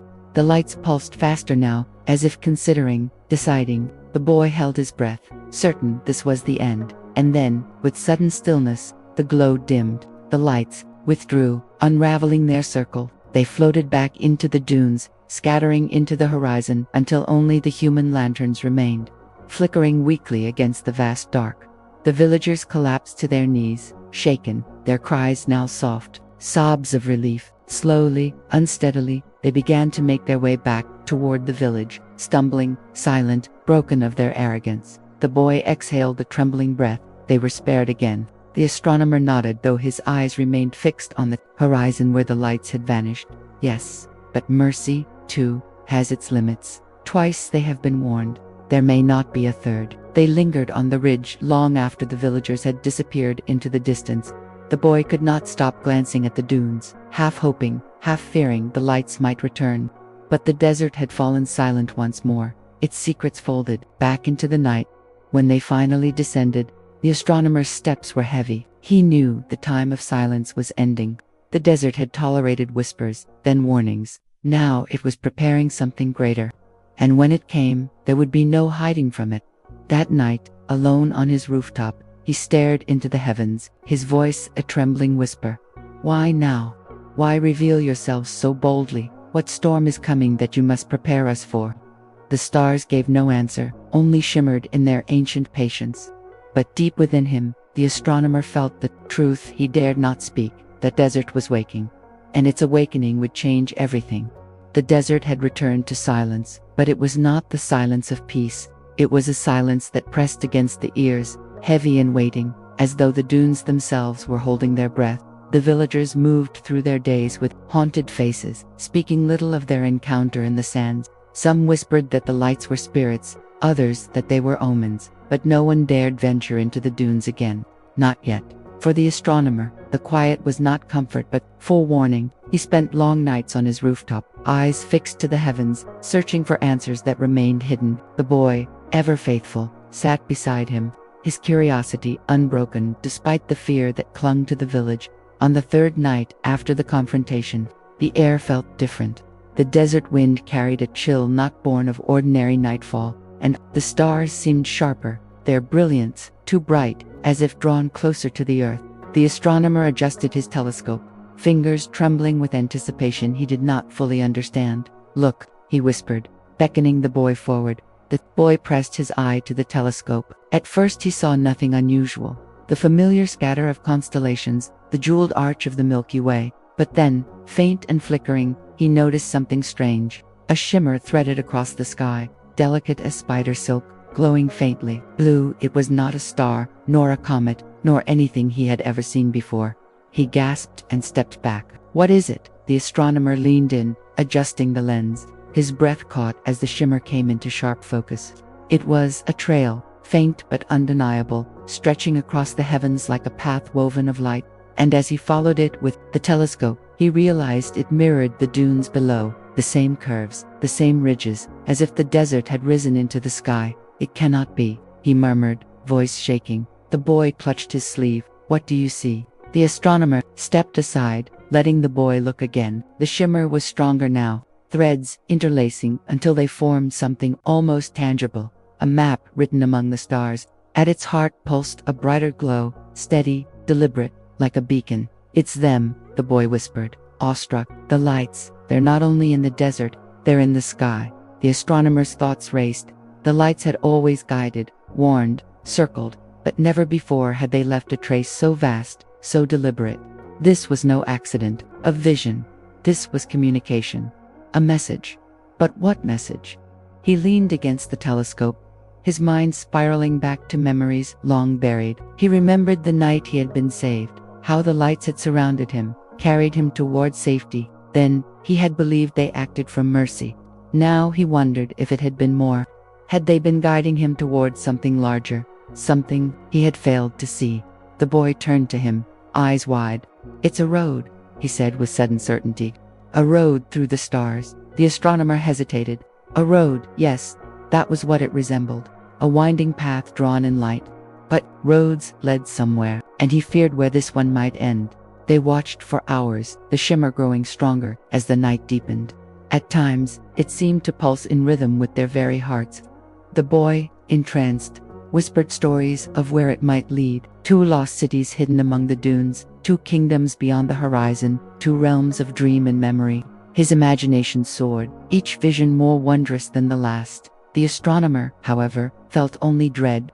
He had lived long enough to know that wonders often carried a price. At last, the glow began to fade, dissolving back into the ordinary starlight. The boy sagged with disappointment, but the astronomer exhaled in relief, though it was hollow and heavy. "They're calling us," the boy said softly. The astronomer's head turned sharply. "No, not us, never us." The boy frowned. "But why show us, then? Why leave a road if not to follow it?"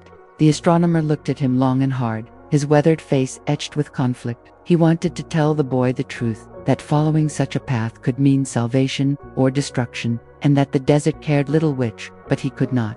The boy's spirit was bright, untainted by the scars of loss, and to crush it with fear felt like betrayal.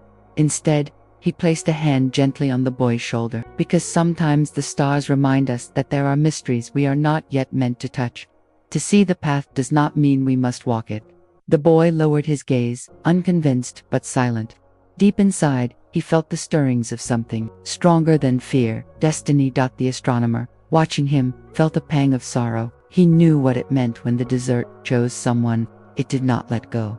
That night, long after the boy had fallen asleep, the astronomer remained awake.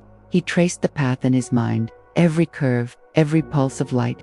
Though he wished to deny it, He could not shake the truth that had lodged itself in his heart.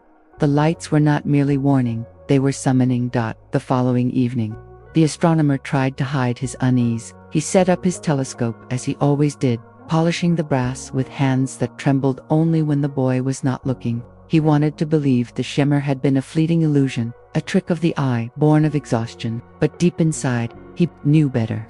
The desert never showed something twice unless it wanted to be seen. The boy lingered close, restless, his gaze fixed on the horizon.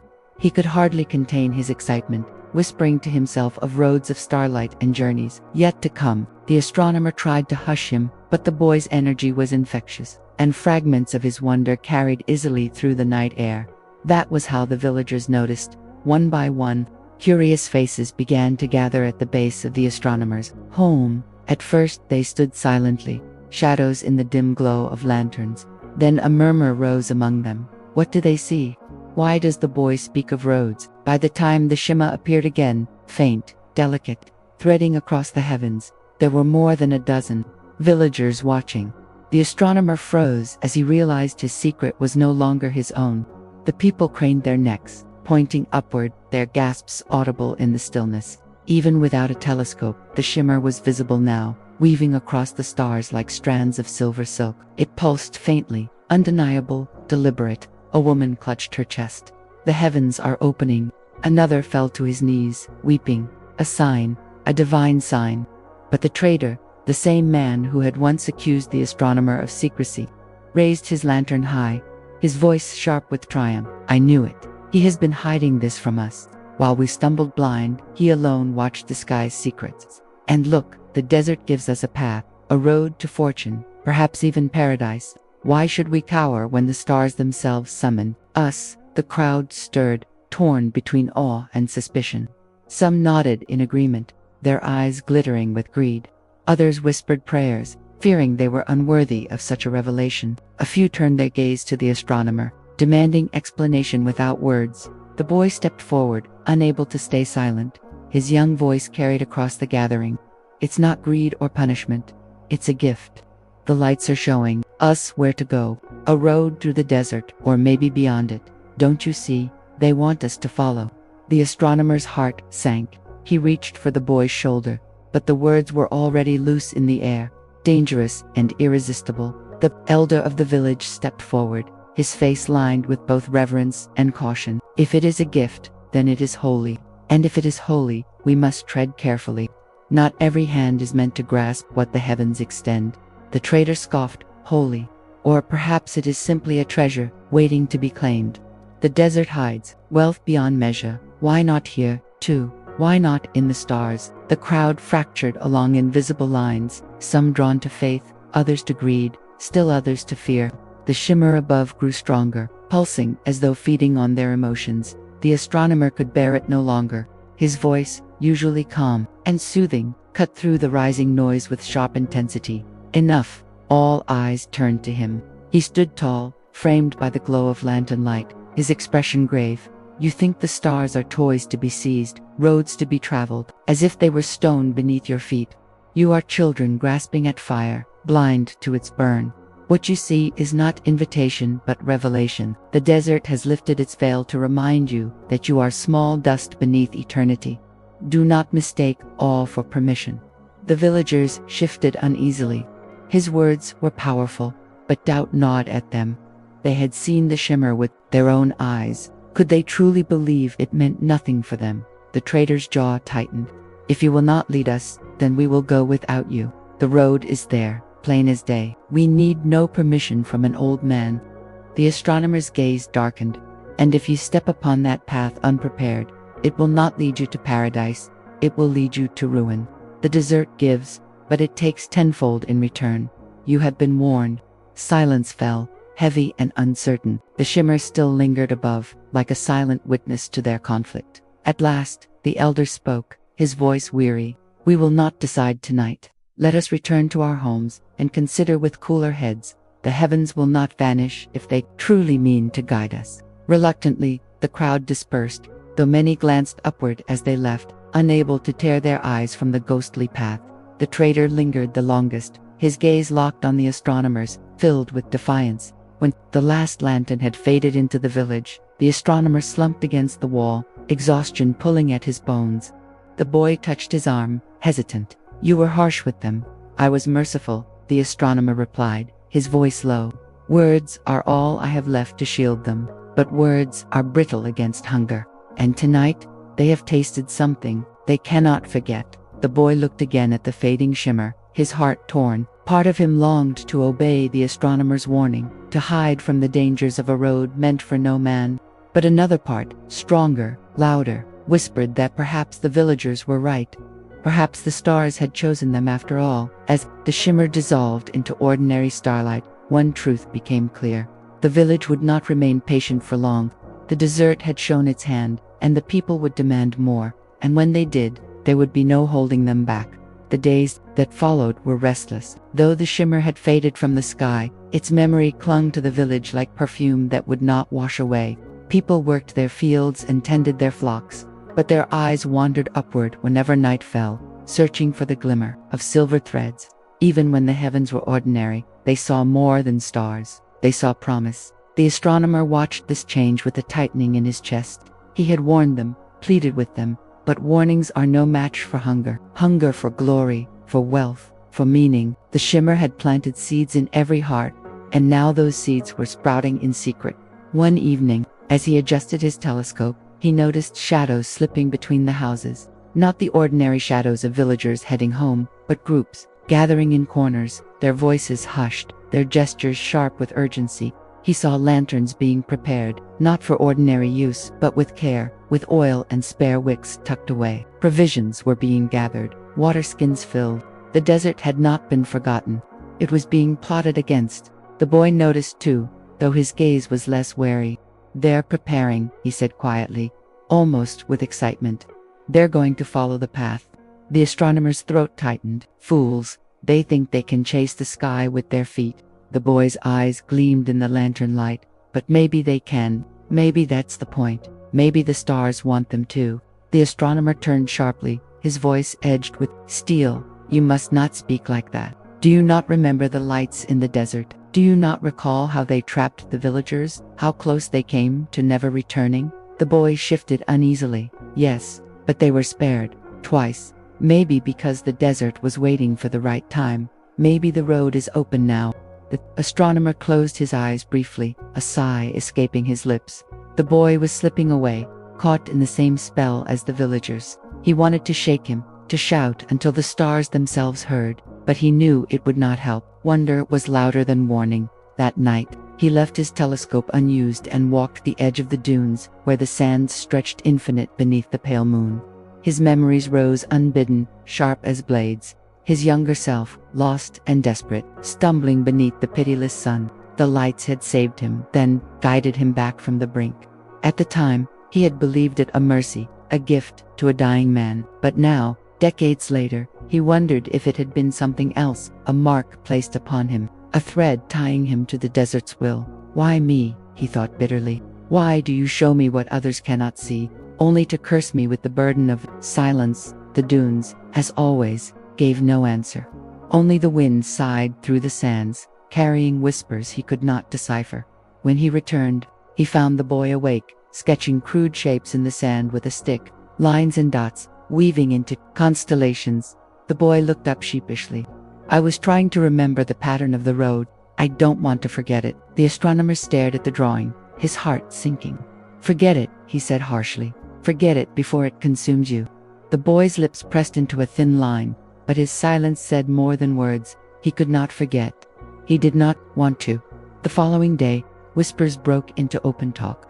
The trader, bold as ever, gathered a group near the well. His voice carried, unashamed, double quotes, "We waste our lives here while the heavens themselves point the way. The road is ours to walk, not to worship from afar. Who among you will come with me when the shimmer returns? Who dares claim what the desert hides?" Murmurs rippled through the crowd.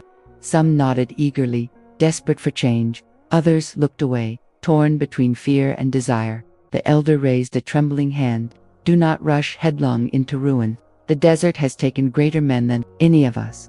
What you saw may not be meant for mortal feet." But his voice was drowned by the trader's fervor. "Then let the desert try to stop us. Better to die chasing the stars than rot waiting for rain that never comes. Cheers erupted, not from all, but from enough. The seed of action had sprouted. Astronomer, standing at the edge, spoke no word. His warning had already been ignored too many times. He saw the fire in their eyes and knew it would not be quenched. That evening, as he sat with the boy on the rooftop, he felt the weight of inevitability pressing upon him. The boy was quiet, tracing the sky with his finger. At last, he spoke. If they go, will you stop them? The astronomer's jaw clenched. No, I cannot. The desert will stop them, if it chooses. The boy hesitated. And if I wanted to go? The astronomer's heart froze. Slowly, he turned, meeting the boy's eyes. He saw it there. The pull of destiny, the call of the lights, the same call that had once saved him. The same call that now threatened to consume the village. Pain lanced through his chest, sharper than age or exhaustion. Then the desert would take you from me, he said softly. And I do not think I could bear it. The boy looked away, but his silence was heavy with longing. Above them, the stars glittered cold and eternal. And somewhere, faint and fleeting, the shimmer began again, delicate threads weaving across the sky. Brighter than before, the road was opening, and this time, the village would not resist its call. The village was no longer subtle. By the next evening, their preparations were plain for all to see. Clay jars were lined with dates and figs. Sacks of grain were tied tightly with twine, and skins were filled to the brim with water. Men sharpened their knives, women stitched cloaks from thick fabric to guard against the sun, and children carried bundles back and forth with the solemnity of a pilgrimage. Astronomer stood apart, watching as though from a great distance. Though every sight stabbed at him, he had seen many seasons pass in this desert, but never had he seen his people so consumed by purpose. Not even drought or famine had united them with such single-minded urgency. The shimmer had done what nothing else could. It had given them hope. And hope, he knew, was the most dangerous weapon of all. At dusk, the trader rallied them near the central well. His voice carried with the authority of a prophet, though his eyes burned with greed. The road is ours. We have lived too long at the mercy of sand and stone. The stars have opened their hands. Who will take what is given? Cheers erupted, loud enough to startle the goats tethered nearby. The air throbbed with excitement. The astronomer pushed forward then, his cloak billowing in the rising wind. His face was etched with lines of fury and sorrow, his voice roughened by years but still strong. You blind yourselves, he thundered. You think the desert offers gifts. It offers illusions. It lures you with light and buries you in silence. Do you not remember the last time? Do you not remember how it trapped you? How it nearly swallowed you whole? The crowd wavered, murmurs rippling. Some lowered their gazes, remembering the fear of that night. But the trader stepped forward, sneering, and yet we returned alive. Perhaps because the desert knows who we are. Perhaps because it chose us. You, old man, would have us cower forever while the heavens call. But I say enough. If death waits, let it meet us under the stars, not in the dust of our hovels. Applause thundered again, louder this time. The astronomer's heart sank. His words, once trusted, now fell on deaf ears. He searched the faces of the villagers' faces he had taught to read the constellations, faces that had once gathered in awe at his stories. Now they looked through him, beyond him, toward a horizon he could not block. And then he saw the boy. The child stood at the edge of the gathering, eyes wide, lips pressed tightly shut. He looked torn, caught between the astronomer's fear and the villagers' fire. When their eyes met, the astronomer felt a chill. The boy would follow them if they went. He was certain of it. That night, as the village buzzed with preparations, the astronomer confronted him on the rooftop. You must promise me you will not go, he said, voice raw. The boy hesitated. But what if it is meant for us? What if? No. The astronomer's outburst startled even himself. He grasped the boy's shoulders, his grip trembling. You do not understand. The desert does not give paths. It gives trials. I have walked them. I have lost more than you can imagine. If you follow that road, it will not lead you where you think. The boy's eyes filled with tears, but still he whispered, what if you're wrong? The astronomer turned away, unable to answer. Because deep down, he feared the boy might be right. The shimmer was too deliberate, too precise. Perhaps it was meant for someone, perhaps even for them, but he had lived long enough to know that being chosen by the desert was no blessing, it was a sentence. 2 nights later, The shimmer returned, brighter than ever. It spread across the sky in braided threads, weaving a tapestry so luminous that even the doubters fell silent in awe. The dunes themselves seemed to glow faintly, as though the heavens were spilling into the earth. The villagers gathered with their bundles and lanterns, eyes fixed on the sky. The trader lifted his staff and declared, "Tonight, we walk." A hush fell. The desert stretched before them, vast and waiting. The shimmer pulsed, steady as a heartbeat, leading into the distance.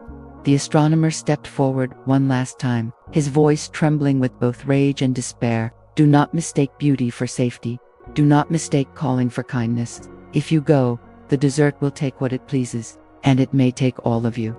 But no one listened. The trader raised his lantern high, and the crowd began to move, a procession of shadows slipping into the sands. Children clutched their parents' hands, elders leaned on staffs, and the younger men carried bundles on their backs. The shimmer beckoned, and they obeyed. The astronomer stood frozen, his chest aching, his breath caught in his throat. He could not stop them. The tide had broken. Then he felt a smaller hand slip into his own. The boy looked up at him, torn but determined. "I can't let them go alone," he whispered. "If they're walking into danger, someone has to know the way back." The astronomer's eyes burned with unshed tears. He wanted to hold the boy back, to lock him away from the desert's reach, but the boy's spirit was no longer his to guard. The stars had claimed it. The villagers' lanterns bobbed into the dunes, swallowed one by the night. The shimmer above them pulsed brighter, as though delighted with its pilgrims. And on the rooftop, the astronomer stared into the abyss of sand and sky, and whispered to no one, "May the stars forgive us." The villagers moved like a river of flickering lights, lanterns bobbing in the dark as they crossed into the open desert. Their footsteps pressed into the dunes, leaving trails that the wind hurried to erase. Above them, the shimmer stretched, wide and radiant, weaving across the heavens in silver braids. So vivid it seemed to drip light into the sand itself. At first, their spirits soared. The air was cool, the stars dazzling, the path unmistakable. Children whispered with awe, their faces glowing in the lantern light. Men and women spoke in low tones about what awaited them at the end of the road: gold, oases, perhaps even cities of light. The trader strode at the front, staff in hand, like a conqueror leading an army. The astronomer followed at the rear, his cloak dragged in the sand, his face grim beneath the glow of the sky. He had not wanted to come, but he could not abandon them. Not when the boy walked among them with eyes so bright it hurt to see. Each step felt like a betrayal of his own warnings, yet each step away from the village tightened the knot of inevitability in his chest. The boy walked close to the center, gazing upward, his lips parted as though breathing in the shimmer. "It feels alive," he murmured once, half to himself, "like it's watching us." The astronomer shuddered. "Do not speak of it so." But he could not deny it. The shimmer did feel alive. The threads of light above seemed to pulse faintly in rhythm with their steps, like a heartbeat syncing with the travelers. Sometimes, when the wind shifted, the astronomer thought he saw faint echoes of the glow rippling across the dunes, ghostly outlines of the road reflected on the earth. Hours passed. The villagers sang softly at first, old desert tunes of endurance, of camels and sand and sun. Their voices rose together, filling the night with warmth. It felt like a festival march, like something blessed. Even the elder, who had protested so fiercely, shuffled forward with resignation, whispering prayers under his breath. But the desert has patience, and it waits for silence. The first sign came as the wind died. One moment it had been whispering steadily, tugging at cloaks and carrying sand like fine mist. The next, it was gone, completely. Not a breath stirred, not a grain of sand shifted. The desert froze. The villagers slowed, murmuring uneasily. The sound of their own voices seemed too loud, jarring against the unnatural stillness. Even the stars above looked sharper, crueler, as though etched into the heavens with knives. "Why has it stopped?" a woman asked, clutching her lantern. "Be calm," the trader barked, though unease flickered across his face. "The desert is vast, winds change, nothing more." But the astronomer knew better. His hand gripped his staff tightly as his voice cut through the quiet. "The desert is watching. It holds its breath before it moves." No one answered him, but fear crept into their eyes. The silence deepened, with no wind to carry sound away. Every footstep on the sand felt thunderous. The children whimpered at the echoes of their own voices. Even the animals tethered at the rear grew restless. stamping hooves and tossing heads as though sensing something the humans could not. Then came the whispers. At first faint, like cloth brushing stone, then sharper, distinct, voices, low and curling like smoke. They came from nowhere and everywhere, from the dunes, from the sky, from the shimmer itself. Some villagers cried out, clutching their ears. Others turned in circles, searching for speakers that were not there. The boy looked up at the astronomer, his face pale but eyes wide with wonder. "There, speaking to us." "No," the astronomer said sharply. His voice cracked the quiet like a whip. "They are not speaking. They are luring. Do not listen." But already, the whispers were shaping themselves into familiar tones. One woman gasped, hearing her dead husband's voice calling her name. A man dropped his lantern, tears streaming down his cheeks as he stumbled forward, swearing he heard his mother's laughter in the dunes. The trader scowled, raising his staff. "Ignore it. The desert plays tricks. Keep moving." But his command fell flat against the pull of grief and longing. The shimmer pulsed brighter above, as though feeding the voice's strength. The boy leaned close to the astronomer, whispering, "Do you hear them? They sound so real." The astronomer's heart hammered.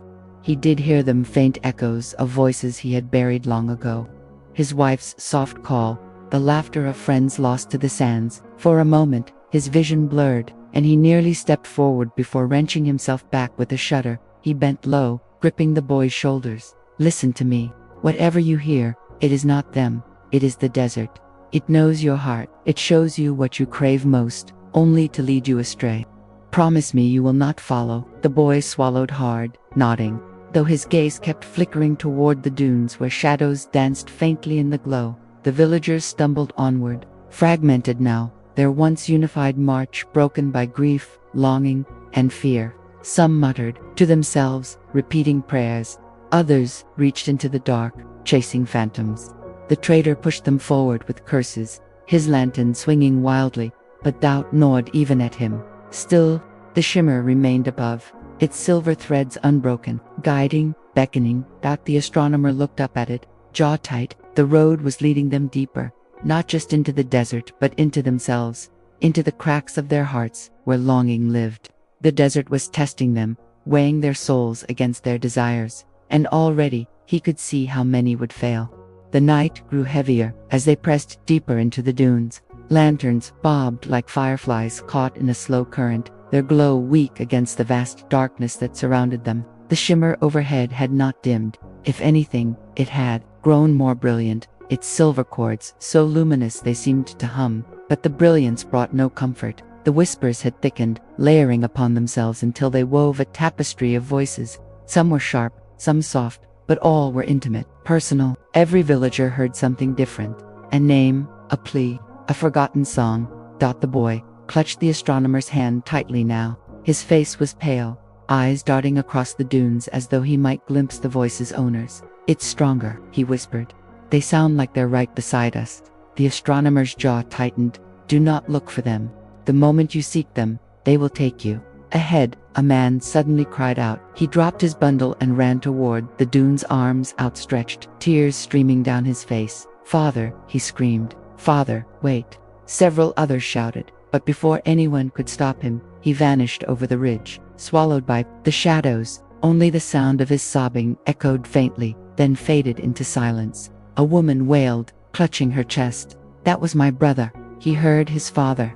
The trader barked harshly, trying to hold them together. "Stay in line. The desert is full of liars. Do not leave the road."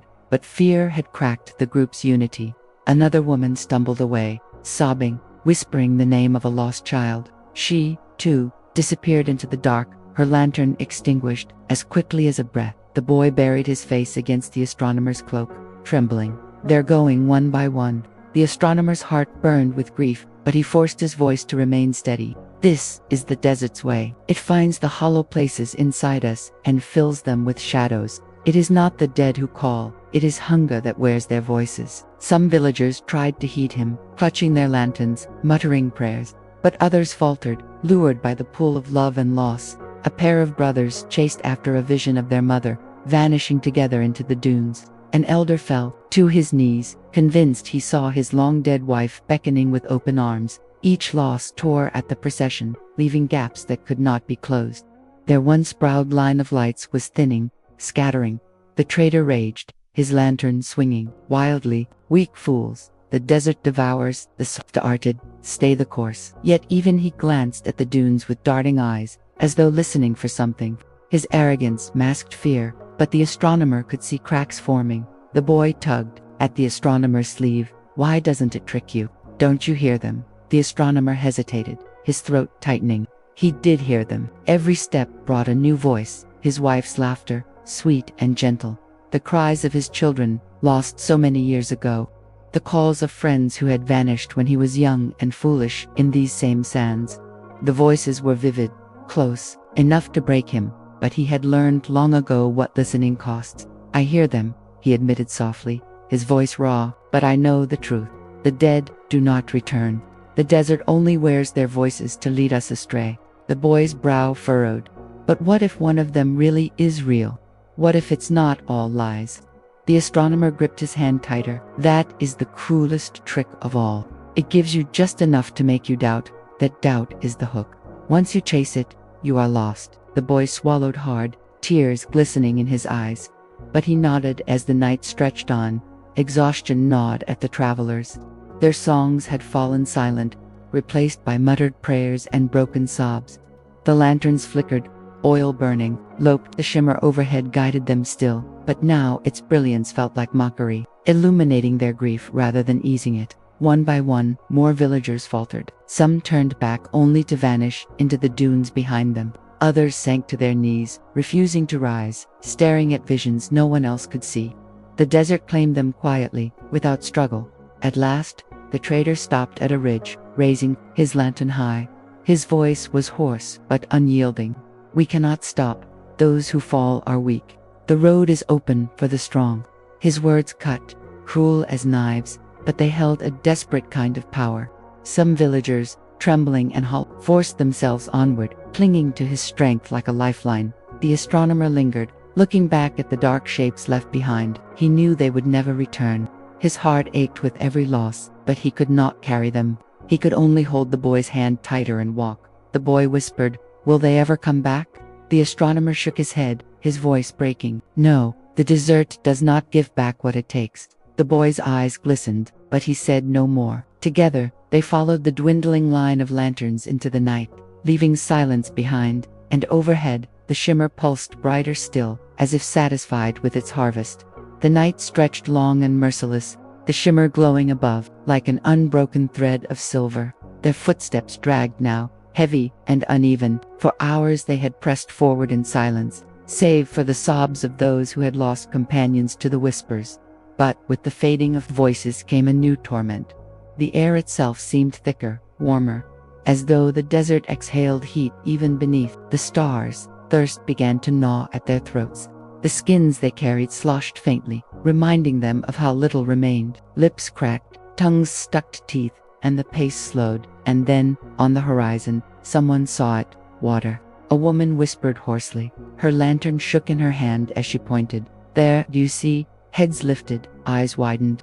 Across the dunes, shimmering faintly beneath the silver skull road, a wide pool of water stretched, its surface catching the starlight like a mirror. Palm trees lined its edges, their fronds swaying in a breeze no one else could feel. The faint glimmer of huts rested beyond, as though a hidden village had lain waiting for them all along. "It's real," a man gasped, his voice cracked with longing. "An oasis." The trader squinted, lifting his lantern higher. His mouth curled into a smile, both triumphant and desperate. "The road has rewarded us. Do you see? The stars lead to life." Shouts and cries broke out among the weary. Some villagers dropped their bundles, stumbling forward, their cracked lips already tasting cool water. Others sobbed with relief, clutching one another, whispering prayers of thanks. But the astronomer's heart turned to stone. His eyes narrowed, scanning the vision with the cold gaze of one who had seen too many tricks. The water was too smooth, too perfect. The palms swayed though no wind stirred, and the huts, their shadows bent in the wrong direction. "It is a mirage," he said flatly. The boy blinked at him, his face torn between wonder and doubt, but it looked so real. "That is how the desert kills," the astronomer murmured, "not with storms or beasts, but with hope, false hope." The villagers, however, were past listening. A group surged forward, racing down the slope of the dune. Their lanterns swung wildly, shadows chasing them like predators. "We will drink," they shouted. Voices cracked. "We will drink." The astronomer lunged, shouting, "Stop, you fools, it is sand you will swallow." But his words scattered on deaf ears. The first man reached the edge of the illusion and fell to his knees, plunging his hands into the pool. He laughed madly, scooping fistfuls of what he thought was water into his mouth. But when his teeth crunched down, the sound was unmistakable, sand grinding against bone. He gagged, choking, spitting grains that clung to his tongue. His laughter turned to screams. Yet even as he clawed at his throat, his mind betrayed him. "It's sweet," he cried. "So sweet." The others fell upon the false pool with equal frenzy, lapping at sand, rubbing it across their faces, pressing it against their skin as though it cooled their burning flesh. Tears streamed down their cheeks as they whispered gratitude to stars that had given nothing. The astronomer gripped the boy's shoulders, forcing him to look away. "Do not watch, do not listen. If you believe what you see, you will join them." But the boy trembled violently, his young heart torn by the sight. Why does it trick them so? Why does it want them? "Because the desert feeds on longing," the astronomer said bitterly, "and thirst is the sharpest longing of all."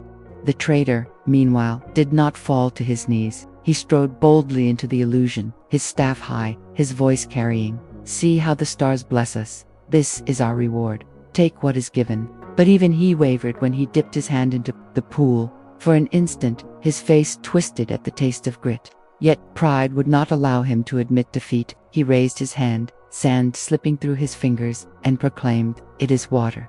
Do not doubt the stars." The villagers, half delirious, cheered weakly. Some staggered further into the mirage, their lanterns vanishing into shadows that bent unnaturally. The astronomer shouted again, his voice cracking, "There is nothing there. Look at your hands, at your tongues. You are swallowing dust." But already, 3 lanterns winked out. The boy gasped, "They're gone." The astronomer clenched his jaw. Not gone. Taken.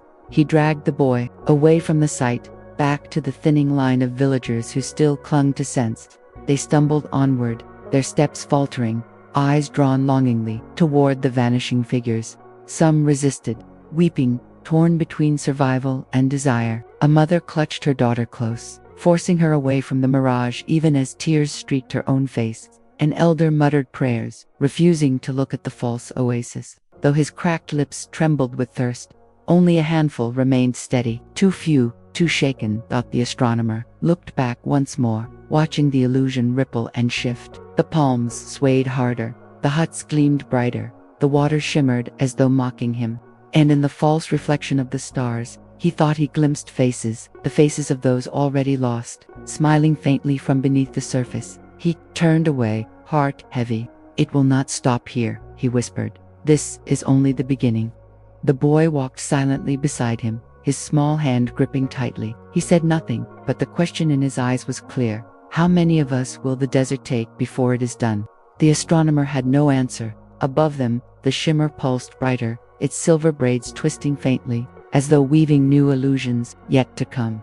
The survivors staggered on, a broken line of lights dwindling in the vast expanse of sand. Their lanterns swung lower now, the oil nearly gone, the flames shrinking with every step.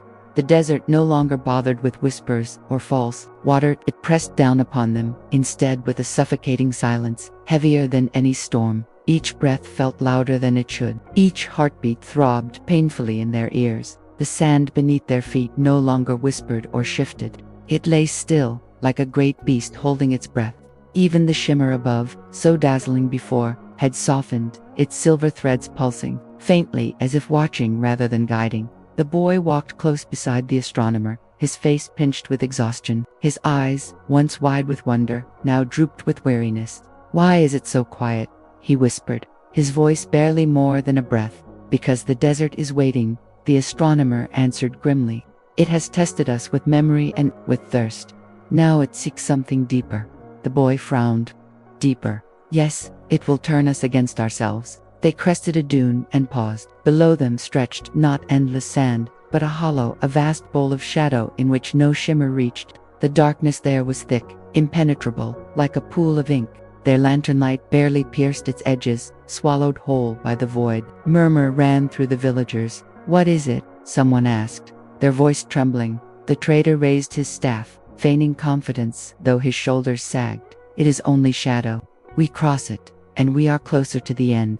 Do not falter, now. But his words rang hollow. The hollow below did not feel like shadow.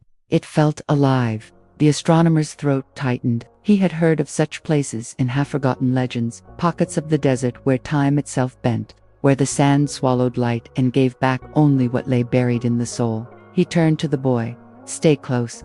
Do not speak. No matter what you hear. The boy nodded, fear shining in his eyes. They descended into the hollow dot immediately. The air changed. The faint coolness of night vanished, replaced by a heavy, pressing heat that clung to their skin. Their lantern flames flickered violently, guttering as though about to die. And then, one by one, the voices began again, not whispers from the dunes, but echoes from within. A woman shrieked suddenly, falling to her knees. No, she cried, clawing at the air. I will not hear it. What is it? Another demanded, panicked. It's me, she screamed, sobbing. It's me, my own voice. And then others began to hear it too. The hollow filled with sounds, but they were not the voices of the dead, nor the illusions of loved ones. They were the travelers' own voices, thrown back at them, repeating their doubts, their fears, their darkest thoughts. One man covered his ears, shaking violently. You're nothing, the echo mocked. You've always been nothing, a burden, a coward. A mother clutched her child, weeping as her own voice hissed back at her. You wished for freedom. You wished you'd never had her. The traitor snarled, swinging his staff at the dark as his own voice thundered back. Fraud, fool, you are nothing without your greed. Without your lies, you are dust. The villagers stumbled and fell, writhing in the grip of their own shadows. The desert no longer needed illusions of others. It had forced them to confront themselves. The boy clung to the astronomer's cloak, trembling. I don't hear anything, he whispered. The astronomer looked down at him, surprise flashing across his weary face. Nothing. The boy shook his head. Only them. Only their screams. The astronomer's heart thudded. He himself heard his own voice all around, cruel and relentless. It told him he was a coward for leading them here. It told him he had always known this was death and had done nothing. It hissed that his warnings were too late, that he would watch this boy, the last spark of innocence, die in his care. The astronomer grit his teeth, forcing himself to keep walking. He could not silence the echo, but he could refuse to answer it. Why don't I hear mine? The boy asked softly. That the astronomer squeezed his hand. Perhaps because you are still whole. The desert cannot wound what is unbroken. All around them, villagers crumbled. Some tore at their clothes. Others fled into the shadows, chasing or fleeing the echoes of themselves. Lantern after lantern winked out. The hollow swallowed them without sound, without mercy. The traitor fought hardest, raging against his own voice until his cries became madness. He roared defiance at the shimmer above, demanding that it acknowledge him, but in the end, he too stumbled, his lantern falling from his grasp as his echo swallowed his last breath. The astronomer pulled the boy close, forcing them forward step by step. Each pace felt heavier than stone, as though the hollow tried to drag him down with chains of regret. His own voice screamed in his skull.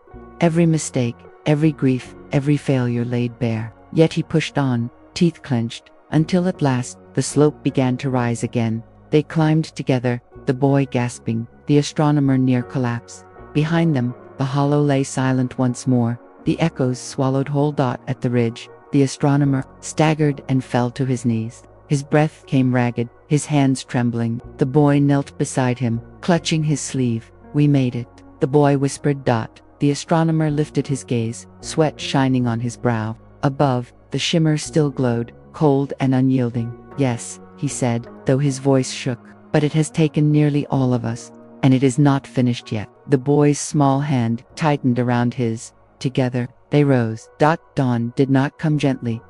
When the first thin rays of light brushed the dunes, the desert revealed what remained of their caravan. Once they had been dozens, a line of lanterns strung across the sands. Now, fewer than 10 figures trudged forward, hollow-eyed and silent. Their shadows stretched long across the ridges. As fragile as their bodies, the astronomer's cloak was heavy with dust, his face drawn with exhaustion. Yet his eyes, red and burning, remained fixed on the horizon. The shimmer still gleamed above, unbroken, brighter now in the rising sun. It twisted faintly, its strands bending downward as though pointing ahead. The boy stumbled beside him, his small steps wavering but determined. He had not asked for rest, though his face was pale and his lips cracked.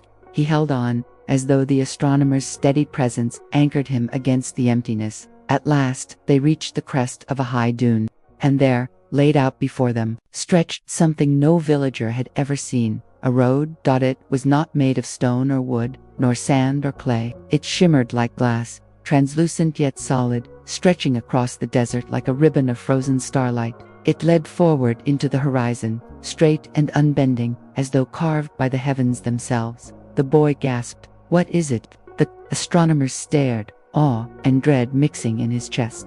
"The crossing," he whispered. "I thought it was only legend." Long ago, he had read of such a path in forbidden texts, a road that appeared only once in a generation, woven from the light of stars. It was said to lead not merely across the desert, but through it, a bridge between what was real and what was hidden. Those who reached its end would glimpse the heart of the sands, the place where time and memory were born.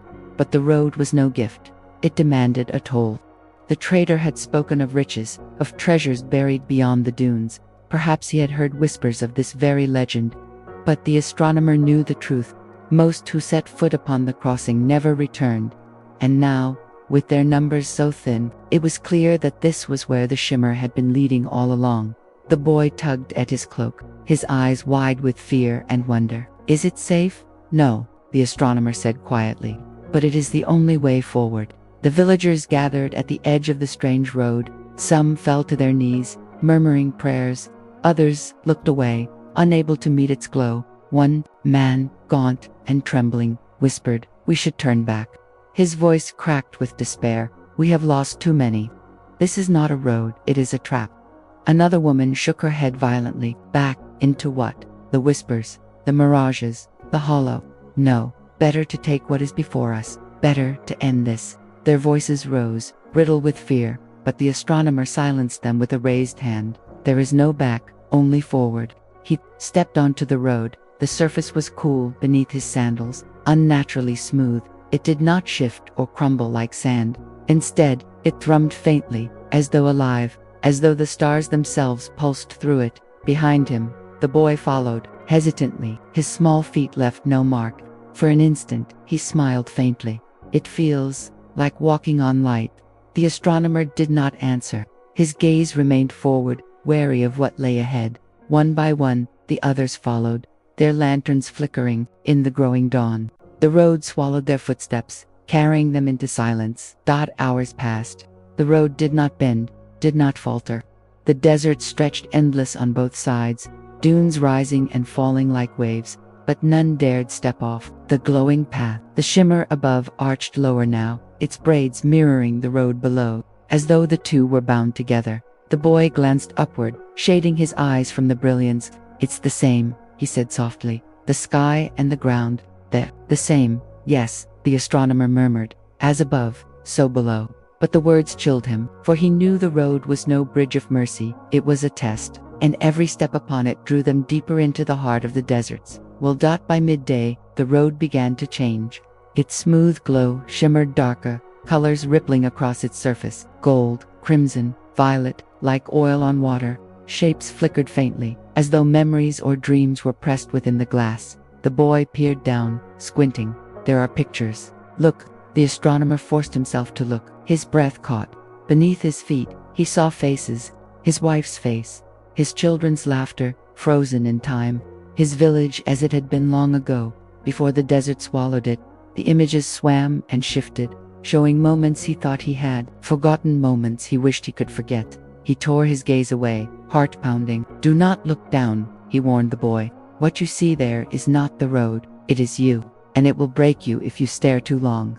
The boy swallowed hard but nodded, fixing his gaze on the horizon. Still, the images pulsed below, persistent, beckoning, and the longer they walked, the heavier the air grew, until each breath carried the weight of memories pressing in from below. The astronomer's chest ached. He could not shake the sight of his children's faces. Their laughter had been so real, so vivid. He had nearly stumbled, nearly reached down to touch the glass. But he forced himself onward, gripping the boy's hand with white-knuckled strength. Behind him, However, not all were so strong. A woman gasped suddenly, her eyes wide. "My husband, he's alive." She fell to her knees, pressing her palms against the glass. Tears streamed down her cheeks as she cried out, "Wait, wait for me." The astronomer turned sharply. "Do not touch it." But it was too late. The road shivered beneath her touch, rippling like water. For an instant, she vanished, swallowed whole. Her lantern clattered to the ground, rolling to a stop before it too winked out. Gasps erupted from the others. The boy clutched the astronomer's hand tighter. Where did she go? The astronomer stared at the smooth glass, his face pale. "Into herself," he said softly, "and she will not return." The road stretched on, merciless and unending, and with every step the shimmer above seemed to pulse brighter, as though watching, waiting, judging. The astronomer knew now, this was not just a road, it was the heart of the desert itself. And by walking it, they had placed their souls in its hands. The star road stretched like an unbroken ribbon before them, its surface glowing faintly beneath the scorching sun. Each step upon it was a burden, not because of the weight of their bodies, but because of the memories flickering just below their feet. The glass-like path pulsed, and with each pulse, visions bled through. Smiles, laughter, embraces, broken promises, farewells, regrets. Every traveler saw something different, and every image carried the same terrible lure, the chance to step closer, to believe that what had been lost might be restored. The boy kept his eyes locked on the horizon, his face set with determination. His small hand never let go of the astronomer's. He had learned quickly, to look down was to invite ruin. But the astronomer was not so steady, for though his mind warned him, his heart betrayed him. Beneath the glass, his children's faces returned again and again, their small hands reaching, their eyes pleading. His wife's silhouette followed, her smile tender and warm, her lips moving in words he could almost hear. "Come home." His step faltered, his breath caught. He clenched his jaw, dragging his eyes away. "No," he muttered, forcing himself forward. "Not again. Not this time." Behind them, others were not so strong. A gaunt man cried out suddenly, collapsing to his knees. "Mother!" His hands pressed against the glass, tears streaming down his face. "Mother, I see you." The astronomer turned sharply, shouting, "Do not touch it." But desperation had already taken him. With trembling hands, the man leaned closer, his lips brushing the surface as though kissing a phantom cheek. The star road shuddered. In an instant, the man vanished, his body swallowed silently, as if he had never walked among them. Only his lantern remained, clattering and rolling, until it flickered out. The boy gasped, "He's gone." The astronomer's voice was iron. "The road does not give back what it takes.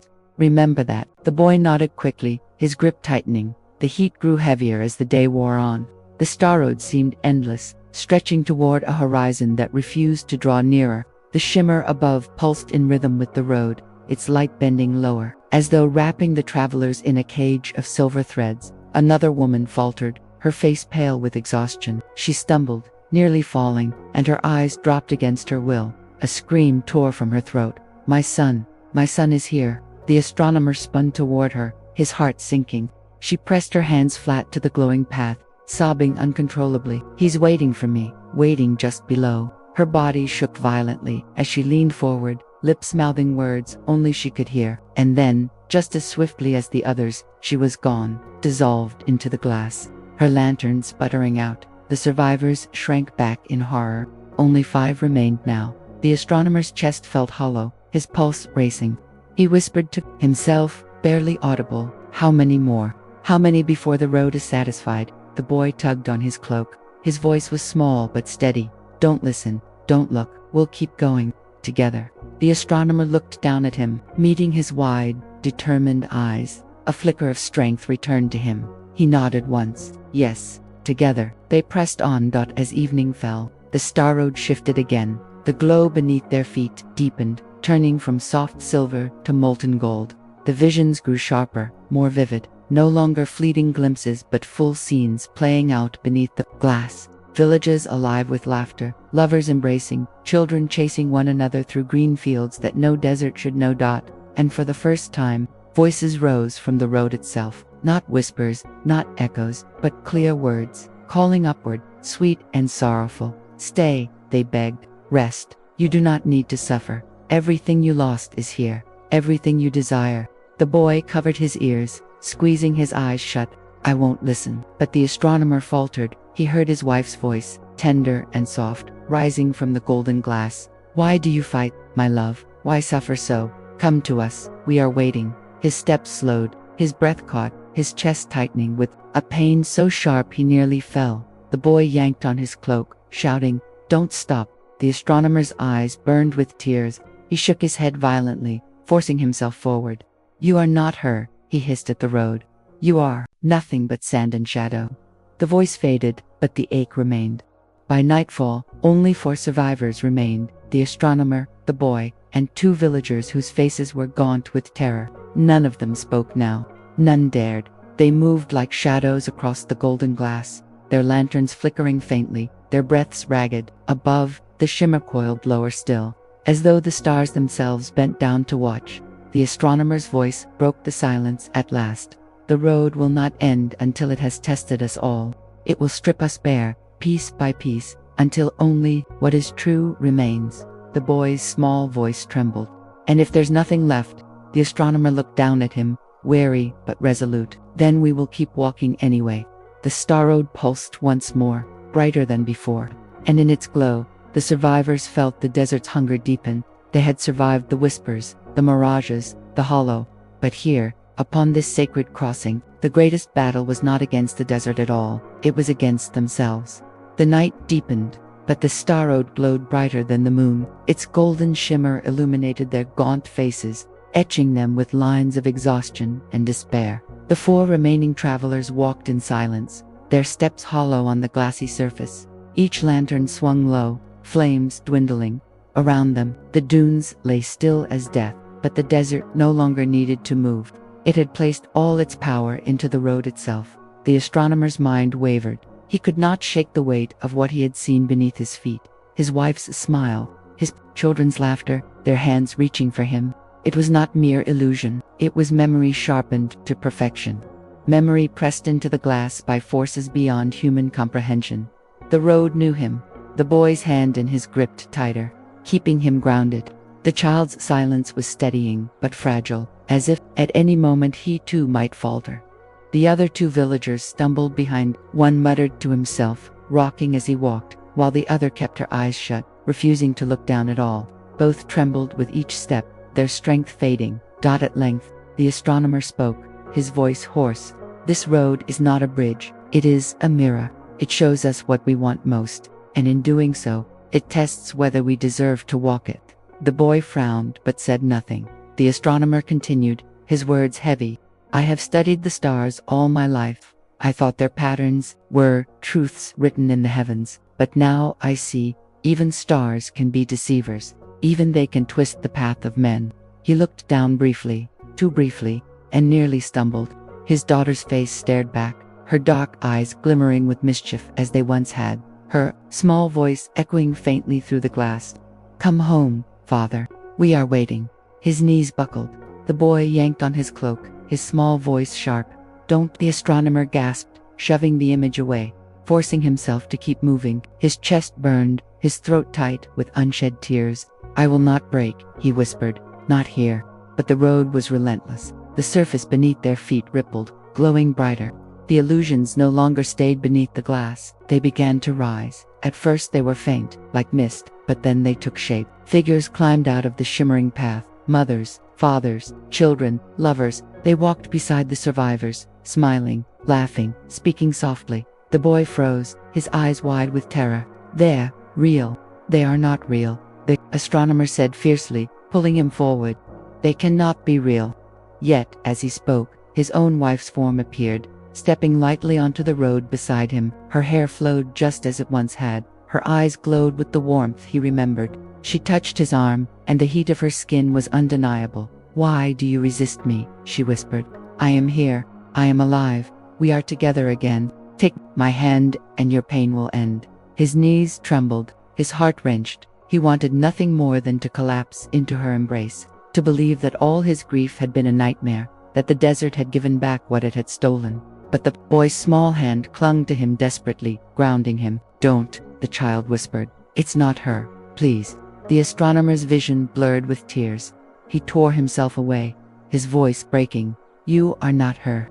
At once, the figure dissolved into golden mist, vanishing back into the glass dot behind them. One of the villagers cried out with joy. Her brother's form had appeared, his arms wide, his voice tender. She rushed forward, ignoring the astronomer's warning, and collapsed into his embrace. Her scream was brief, the illusion shattered, pulling her down into the road, her lantern clattering and going dark. Now only 3 remained. The astronomer closed his eyes, grief choking him. He whispered through clenched teeth, "This road will not stop until it has broken us all." The boy trembled, his courage cracking. Why? Why does it want us? Why won't it let us go? The astronomer looked ahead, his face grim. Because the desert does not care for our survival, it cares only for truth. To reach the other side, we must walk with nothing false in us.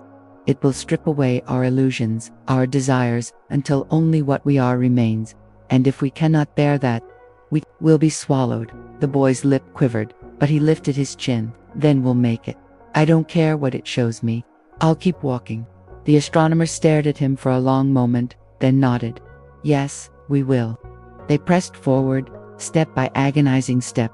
The road shimmered angrily, its surface pulsing brighter, as though enraged by their resistance. More figures rose from the glass, surrounding them on all sides. Friends, family, lovers. The voices grew louder, pleading, begging, demanding, "Stay, rest, do not leave us again. You belong here." The astronomer's heart pounded in his chest. His arms ached to reach for them, but he kept his gaze fixed forward, dragging the boy along. The 2 survivors behind them faltered. One screamed, tearing at his hair as visions swarmed him. The other collapsed to her knees, covering her face, as her mother's voice begged her to return. The astronomer did not look back. He could not. He knew what would come. And when the silence fell behind them, broken only by the faint crack of lanterns extinguishing, he knew they were gone. Only 2 remained now, the astronomer and the boy. The shimmer above bent lower, its threads weaving around them, binding them to the star road. The desert had narrowed its focus. It had chosen its last to prey. The astronomer's voice was a hoarse whisper. It will not release us easily, but we are all that is left. And we will not yield. The boy nodded, clutching his hand, and together they walked on, into the storm of light and memory that awaited them at the road's end. The star road blazed brighter now, a river of molten gold running through the eternal desert night. The dunes stretched away into shadows, silent and still, as if the entire desert held its breath for this moment. Only 2 figures remained upon the road, the astronomer, weary and broken, and the boy, small but unyielding, his lantern still alight. The shimmer above bent low, threads of silver twining down like grasping hands, pressing the light closer and closer around them. Every step forward was heavier, every breath harder. The illusions had grown bold, no longer rising and fading. They now walked beside them like living companions. The astronomer's wife smiled at him, her laughter like bells. His children darted around him, their small feet pattering across the glowing glass, their voices warm and familiar. The boy's parents appeared to his mother kneeling, arms wide, his father's voice deep and steady as he called for him. The child gasped, his eyes brimming with tears. They looked so real. The astronomer's voice cracked, but he forced it steady. They are not real. They are shadows of longing. If you reach for them, they will take you. And I cannot lose you. Too. The boy squeezed his hand tighter. His chin trembled, but he shook his head. I won't leave you. Not ever. The road pulsed furiously beneath them, as if enraged by their defiance. The illusions closed in, reaching with gentle hands, whispering words sweeter than honey. You are tired, they crooned. You deserve peace. Why walk farther when everything you love is here? The astronomer staggered, his chest aching. His daughter's tiny fingers brushed his sleeve, and the touch felt so real, so warm, that his resolve cracked. He fell to his knees, his tears spilling freely. I cannot, he whispered. I cannot let go. I want them back. I want them all back. The boy dropped beside him, his small arms wrapping tight around the astronomer. No, he said fiercely. Look at me, not them. Me. The astronomer lifted his gaze, meeting the child's tear-streaked face. In those eyes he saw no illusion, no trick of the desert. He saw truth, pure and unbroken, and in that moment he realized The desert had never wanted him to abandon grief. It had wanted him to choose. The astronomer rose slowly, leaning heavily on the boy for strength. He turned to the illusions, his voice trembling but firm. "You are not my wife. You are not my children. You are memories precious, yes, but gone. I will carry you, but I will not be ruled by you. I walk forward with the living, not the dead." The figures faltered, their smiles trembling, their forms flickering. The shimmer above shrieked without sound, the silver threads writhing. The astronomer pulled the boy forward, step by agonizing step. The illusions reached again, desperate, pleading, but with each refusal, they grew weaker. Their forms dissolved into streams of golden light, pouring back into the road until only two remained, a man and a boy, walking together across the glowing path. At last, the star road's glow began to fade. The shimmer above unraveled, its threads snapping and scattering into the night sky like falling stars. The glass beneath their feet softened into ordinary sand, cool and firm. They had crossed. The astronomer and the boy collapsed at the edge of the dunes, their lanterns flickering faintly. For the first time, silence felt like mercy. The boy leaned against him, eyes half closed. "We made it," he whispered. The astronomer looked up at the heavens, the stars blazing with unearthly brilliance. He felt no triumph, only a profound stillness, as if the desert itself acknowledged their survival. "Yes," he said softly, "we made it." As dawn broke, painting the horizon in hues of rose and gold, the astronomer finally understood. The desert had not been their enemy. It had been their teacher. It had stripped them of lies, of illusions, of false strength. It had demanded truth, and in the end, truth had been enough. He placed a hand on the boy's shoulder, his voice warm and steady. "You will live, and you will remember. Not the pain, but the lesson, that what is real, what is living, is always worth more than what is lost." The boy nodded drowsily, his small hand clutching the astronomer's tightly. "I'll remember." Together, they watched the sunrise spill across the desert, turning the endless dunes into oceans of light. The road behind them was gone, swallowed once more by sand. The shimmer had vanished, leaving only the eternal stars, cold and distant but no longer cruel. And so, in the silence of the desert morning, the last two survivors rose and walked on, not toward illusions, not toward shadows, but toward the future. The desert morning was a quiet hymn, sung not by voices but by the shifting sands and the whisper of wind that carried the scent of a new day. The astronomer sat still, his back pressed against a dune, his cloak heavy with the weight of exhaustion. The boy leaned at his side, sleeping soundly for the first time since their journey began. For a long while, the old man simply watched him. There was a purity in the child's breathing, a rhythm untouched by grief or despair. It reminded him of a truth he had nearly forgotten. Life does not stop for loss. It continues, tenderly, stubbornly, insistently. The desert stretched endlessly before them, but now, it no longer seemed hostile. It was vast, yes, but quiet, silent, but not empty. The astronomer closed his eyes and breathed deeply. For the first time, he felt the desert was not a place of death, but a place of renewal. When the boy stirred awake, he blinked at the pale sky, then at the astronomer. "We didn't die," he said softly, as though still surprised. The old man smiled faintly. "No, though the desert tried with all its might, we did not die." The boy sat up, his lantern dim in his hands. "Do you think the others are still here, on the road?" The astronomer's expression darkened for a moment, but then he placed a hand on the boy's shoulder. "They have gone where the desert chose to take them. That is a truth we cannot change, but we carry them forward, in memory. And that is all we can do." The boy nodded slowly, his eyes glistening. He did not speak again, but the way he held his lantern told the astronomer he understood.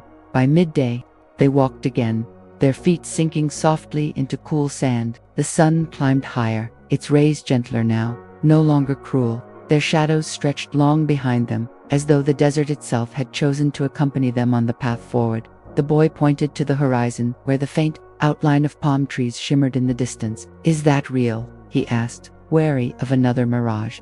The astronomer squinted, then gave a small chuckle. "Yes, that is an oasis. And beyond it, the road to our village." The boy's face lit with joy, and he quickened his pace, pulling the astronomer along. When they finally reached the village at dusk, the people gathered in shock and awe. Many had assumed the caravan lost forever to the desert's hunger. Yet here stood the astronomer, weary but alive.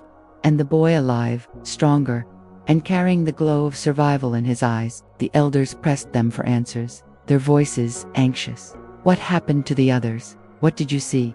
The astronomer looked at the crowd, at the faces of those who waited, desperate for meaning. He chose his words carefully. We walked the star road, he said simply. It showed us our past, our regrets, our desires. It tried to claim us, and many were taken. His voice broke briefly, but he steadied it. But the desert is not only cruel, it is also honest. It teaches that what is gone cannot be reclaimed, and what is real must be cherished while it remains. The people listened in silence. Some wept, others bowed their heads. And though grief filled the air, so too did understanding. That night, under the clear expanse of stars, the villagers gathered to hear the astronomer's tale. The boy sat beside him, lantern glowing faintly, its flame steady and true. The astronomer raised a hand to the heavens. These stars we follow, they are not gods, not demons, they are reminders. They shine because they burn, and when they burn out, they leave behind memory. The starroad is much the same. It tests us because it must, stripping us bare until we remember that life is not made of illusions, but of choices. He looked at the boy then, his eyes soft. And of those we choose to walk beside. The boy spoke for the first time that night, his small voice carrying across the gathering. I saw my parents. They wanted me to stay. But I didn't, because I wasn't ready to stop living yet. I wanted to walk farther. A hush fell, broken only by the crackle of the fire. And then, slowly, the villagers began to nod. They understood. The desert had taken many, but it had also given something back, a truth they could hold, a story they could pass on. Years later, the boy grew into a young man, and the tale of the Star Road was told not as tragedy, but as a lesson.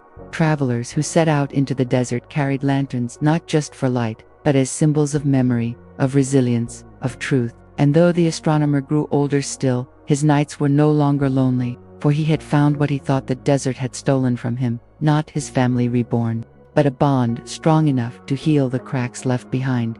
He would often sit beneath the stars with the boy, now grown taller, and point out constellations, and every so often, when the desert wind whispered across the dunes, they would both remember the road of light, the voices of longing, and the silence that came after. But they no longer feared it, because they had learned that to survive the desert was not merely to endure its hunger, but to accept its gift, the reminder that what is real, what is living, must be cherished fiercely, for as long as it remains. And so the astronomer and the boy lived on, their story carried in the voices of others, whispered beneath the stars, not as tragedy, not as sorrow, but as a lullaby of truth. Years passed in the desert village, and though time carried away the pain of loss, it left behind the quiet weight of memory. The Star Road was not spoken of casually. It was whispered with reverence, as one whispers a prayer before sleep. The story of the astronomer and the boy became a part of the village's breath, told beneath the stars to children who listened, with wide eyes, lanterns glowing faintly in their small hands. The astronomer himself grew slower with each season, his steps unsteady, but his mind sharp as ever. Each evening he would climb the low rise beyond the village, the boy, now a youth, at his side. They would set down the old telescope, polished, though scratched, and peer into the vast ocean of the sky. Sometimes the boy would ask, "Do you still see them, master? The faces from the road?" The old man would pause, his gaze fixed on the heavens. "Yes," he admitted softly, "they visit me still, not to tempt me now, but to remind me of what I chose, and of what I must never forget." The boy would nod, and then trace constellations with his finger in the air, repeating the lessons that had been passed to him. Orion as the hunter, the seven sisters as the keepers of light, the endless river of the Milky Way. His voice carried a certainty, a strength that had not existed before their crossing. He was no longer just a child who survived. He was a keeper of the tale. The village itself began to change under the shadow of their story. Travelers who once crossed the desert without caution now paused at the village, seeking guidance. They asked about the shimmer, about the road of light that was said to appear only once in a lifetime. Some came with awe, others with fear, but all left with lanterns burning brighter than before, carrying the astronomer's words in their hearts. "Do not chase what is gone," he would tell them. "Carry it, yes, but do not let it bind your feet. For the desert cares little for longing. It demands truth. Walk forward, always forward. The words were simple, but in the silence of the desert night, they held weight like stone. Seasons flowed like sand. The boy became a man, his shoulders broad, his eyes deep with starlight. The villagers no longer called him boy, but the stars' child, for it was said he had walked through illusions and come back untouched. Children would follow him eagerly at dusk, lanterns in hand, waiting for him to trace the constellations just as the astronomer had once done for them. And the astronomer, though old and frail, found peace in this. He no longer carried his grief as a wound, but as a scar, tender, yes, but a mark of survival. One evening, as the desert wind carried the scent of coming rain, a rare and precious thing, the astronomer sat with the young man atop the dune. The sky blazed with stars, brighter than he had seen in years. "Do you think," the young man asked, "that the star road will appear again?" The astronomer's eyes softened, and he chuckled faintly. "Perhaps, or perhaps it is always there, waiting beneath the sands, hidden until the desert calls another to its trial. But if it does, I pray it is not you who must walk it again." The young man's brow furrowed. "Why?" "Because you already carry its truth," the astronomer said. He reached out with a trembling hand and clasped the youth's shoulder. "And truth, once carried, is a heavier lantern than any flame." When the astronomer passed quietly in his sleep, the village mourned him deeply. But there was no despair, no brokenness, for they knew he had given them a gift greater than any map or star chart. On the night of his passing, the villagers gathered beneath the endless sky. The young man lit a great lantern, brighter than all others, and placed it upon the rise where the astronomer had once sat night after night. The flame flickered, steady and calm, a beacon for those who would come after. And the people spoke not of death, but of legacy. They spoke of a man who had walked the star road, who had faced illusions and chosen truth, who had taught them that life's value lay not in what was lost but in what endured. Generations came and went. The desert changed little, but the story of the astronomer grew taller, like a tree casting shade across centuries. Children, their voices lilting and drowsy at the edge of sleep, would whisper the tale as though it were a lullaby. There was once a man who looked at the stars, and a boy who held his hand. Together they walked across the desert of dreams, where shadows tried to steal them, but they chose the light, and they came home. The story lulled them, soothed them, carried them into the arms of sleep, and even in slumber, they dreamed not of loss, but of lanterns, of stars, of truth. The desert remained vast and eternal. The stars still burned, cold and brilliant, across the black sea of the heavens, and somewhere in the shifting dunes, perhaps the star road still lay hidden, waiting for another soul to stumble upon its shimmer. But whether it ever appeared again did not matter, because the astronomer's lesson endured, and in every lantern, lit at dusk, in every story whispered beneath the stars, in every child's wide-eyed wonder as they traced the constellations, the astronomer still lived, eternal, unbroken, woven into the very fabric of the desert night. The village had always been a place of silence, not the silence of emptiness, but the silence of watchful skies and shifting sands. After the astronomer's passing, that silence felt heavier, as though the desert itself mourned his absence. Yet in that quiet, something new began to grow. The boy, now on the threshold of manhood, stood on the same dune where the old man had once lifted his telescope. The villagers gathered below, their lanterns glowing faintly in the dark.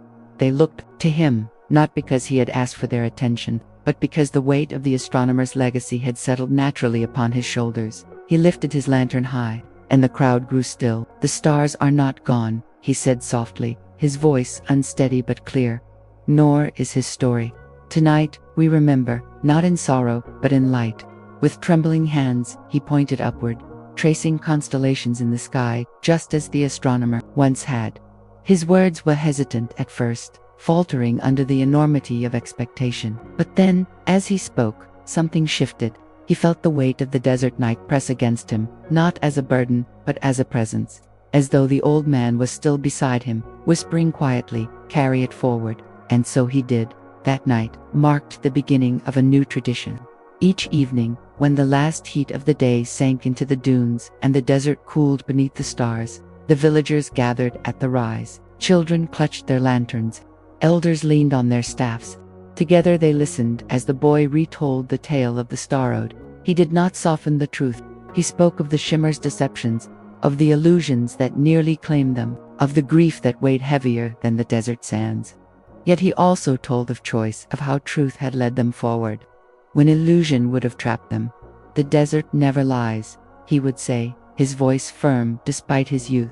"It strips us bare. It shows us what we long for most, and then it asks, will you walk forward, or will you stay behind?" The children listened with wide eyes, clutching their lanterns tighter, as if the desert itself might test them in their dreams. Seasons shifted, and slowly the boy became more than just a storyteller. He became a guide. Travelers crossing the desert began to seek him out, drawn by whispers of the star's child who had once walked the star road and returned alive. They came weary, lost, sometimes broken by grief, and he greeted each one with the same words the astronomer had once spoken to him: "Do not chase what is gone.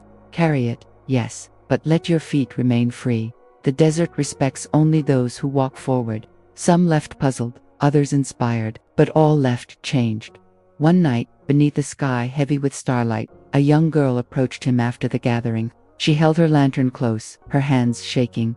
"They say the star road might appear again," she whispered. "What if it does? What if it calls me?" The boy, now a man, knelt to meet her gaze. For a moment, he saw himself in her wide, frightened eyes. He remembered the shimmer, the illusions, the voices of the dead calling to him. "If it does," he said gently, "remember this: the road cannot take what you will not give. It feeds on longing, on fear. But if your heart is steady, if you walk with truth, then no desert, no illusion, no shadow can hold you." The girl's trembling eased. She nodded, clutching his words as tightly as her lantern. Time, like sand, slipped quietly through their lives. The man who had once been a frightened boy grew into the role of keeper, teacher, guide. Yet, within him, the memory of the star road never dulled. Some nights, when the village slept and silence wrapped the dunes, he would walk alone to the rise. He would sit with his lantern beside him and gaze at the endless sky. The stars seemed unchanged, eternal. But to him, they were no longer distant points of light. They were reminders. Each star a memory, each constellation a story, each shimmer a lesson. He did not long for the star road to return. He did not seek to walk it again, for he had already learned what it offered and what it demanded. But he carried its truth always, and because of him, so did the village. As the years passed, the desert's silence deepened, but it was no longer empty. It was filled with stories of the astronomer, of the road, of a boy who chose truth over illusion and lived to tell the tale. Children were raised on these stories. Travelers carried them across distant sands, and even as time blurred the edges of memory, the flame of the lanterns remained. And beneath the eternal stars, the desert listened, patient and vast, as the story of the star road was spoken again and again, not as tragedy, but as a lullaby of survival, of truth, of light. Years after the passing of the astronomer, the village found itself transformed in quiet, almost imperceptible ways. The boy, no longer a child, but a man, now seasoned by time, had grown into his role with a kind of grace that surprised even him. The villagers did not simply see him as a storyteller or guide. They saw in him the living embodiment of a truth that had survived the desert's illusions. Night after night, he climbed the dune with his lantern, the same ritual that once belonged to the old man. Villagers followed, forming a small procession of lights that glittered across the sand like fallen stars returning to the sky. It became more than a gathering. It became an anchor, a reminder that no matter how vast the desert, no matter how endless its silence, they were not alone. On some nights, he told the story as it had happened, the shimmer of the star road, the illusions, the haunting voices of the lost. But on others, he allowed himself to weave new lessons into the tale, shaped by the faces of the children who listened, their eyes wide and glowing. The stars, he would say, pointing upward, are not simply guides for the traveler's path. They are mirrors of our own hearts. They remind us of what burns brightly and of what must one day fade. But even in fading, there is light. The children listened in rapture, clutching their lanterns as though they too were tiny stars in the desert night. Travelers came more frequently now. Some sought wisdom, others simply came out of curiosity. The story of the astronomer and the star road had traveled far, carried like a seed by wandering merchants, whispered in distant markets, repeated in faraway caravans. Many dismissed it as legend, but those who reached the village, weary and weathered from the desert's trials, found something in the quiet words of the man that lingered in their hearts. One evening, a caravan leader asked him directly, "Do you truly believe the star road exists? Or was it only the fever of thirst and grief?" The man held his gaze, calm and unwavering. "It exists, but not as you think. The star road is not a place, but a trial. It reveals not what lies before you, but what lies within you. Walk it only if you are prepared to see yourself without veil." The caravan leader fell silent, as though struck by something deeper than he expected. He bowed and left without another word. The years passed, and the man began to notice small changes in himself. His hair grew streaked with silver, his hands rough with the wear of time, yet his eyes remained bright, carrying the reflection of the astronomer's teachings and the shimmer of the road they had once walked together. Sometimes, in moments of solitude, he wondered if he too would one day follow the astronomer into sleep beneath the stars. Would the star road open for him again, in that final breath of life? Would the voices of his parents return to him, offering comfort in his last moments? The thought did not frighten him. Instead, it comforted him, because now he understood what the astronomer had once tried to teach, that the road was not a curse, but a mirror, showing each soul the truths it needed most. One season, the desert was struck by a great storm. Winds tore across the dunes, reshaping the sands, erasing paths, swallowing landmarks. For 3 nights, the villagers huddled in silence, their lanterns flickering faintly against the fury outside. When the storm finally passed, they emerged, to find their world changed. The familiar paths were gone, replaced by new dunes and valleys. Panic began to stir. How would they find their way? It was then that the man lit his lantern and climbed the rise. "The desert has shifted," he called out, his voice strong despite the weariness in his body. "But the stars have not. Look upward, not backward. The way home is still written there." Together, they traced the constellations, remembering the astronomer's lessons, remembering the road of truth, and slowly, step by step, they rebuilt their paths, guided not by sand, but by light. That moment became another legend, layered upon the first. The astronomer had once taught them to see truth in the stars. Now his student had shown them how to rebuild their lives when the world below shifted beyond recognition. It was said in the years that followed that the desert could take everything, homes, paths, even lives, but it could not take their story. As long as lanterns burned and stars shone above, the wisdom of the astronomer and his student endured. In the stillness of one quiet night, the man sat alone atop the dune. The village slept, the lanterns extinguished. He gazed upward, his heart full. He thought of the boy he once was, clutching a lantern in fear, standing beside the old astronomer. He thought of the shimmer, the voices, the choice he had made to walk forward. And then he smiled, whispering into the silence, as though the desert itself might carry his words to the stars. "I carried your light, Master, and I will until the desert carries me too." The wind stirred softly, brushing against him like a familiar hand. He closed his eyes, and for a moment it felt as though the astronomer was sitting beside him once more, their lanterns glowing together beneath the eternal sky. As the years unfurled like the endless dunes, the village began to change. Children who once listened wide-eyed to the man's stories grew into parents themselves, their voices soft as they retold the tale of the astronomer and the boy by lantern light. The cycle continued, unbroken, until the story was no longer simply memory. It became ritual, woven into the very fabric of desert nights. Every evening, as twilight deepened, the village lanterns flickered to life. The glow spread across doorways, pathways, and the central rise where the gatherings took place. Seen from a distance, it was as though a constellation had descended upon the sands, mirroring the stars above. Travelers who stumbled upon the village, after long days of heat and silence, were often stunned by the sight. "It is as if the sky has touched the earth," they whispered. The man who had once been a boy continued to guide these gatherings. His hair turned silver, his skin weathered, yet his presence remained steady, like a fixed star among shifting sands. He did not always speak of the star road anymore. Instead, he spoke of lessons learned through storms, through survival, through patience, but always, at the heart of his words, lay the same truth: walk forward, never backward. There were times when the villagers wondered if the star road would ever return. Children asked eagerly, "Will we see it? Will it appear again for us?" The man would smile, his eyes soft with memory. "Perhaps," he would answer, "or perhaps you already walk it every day, though you do not see its shimmer."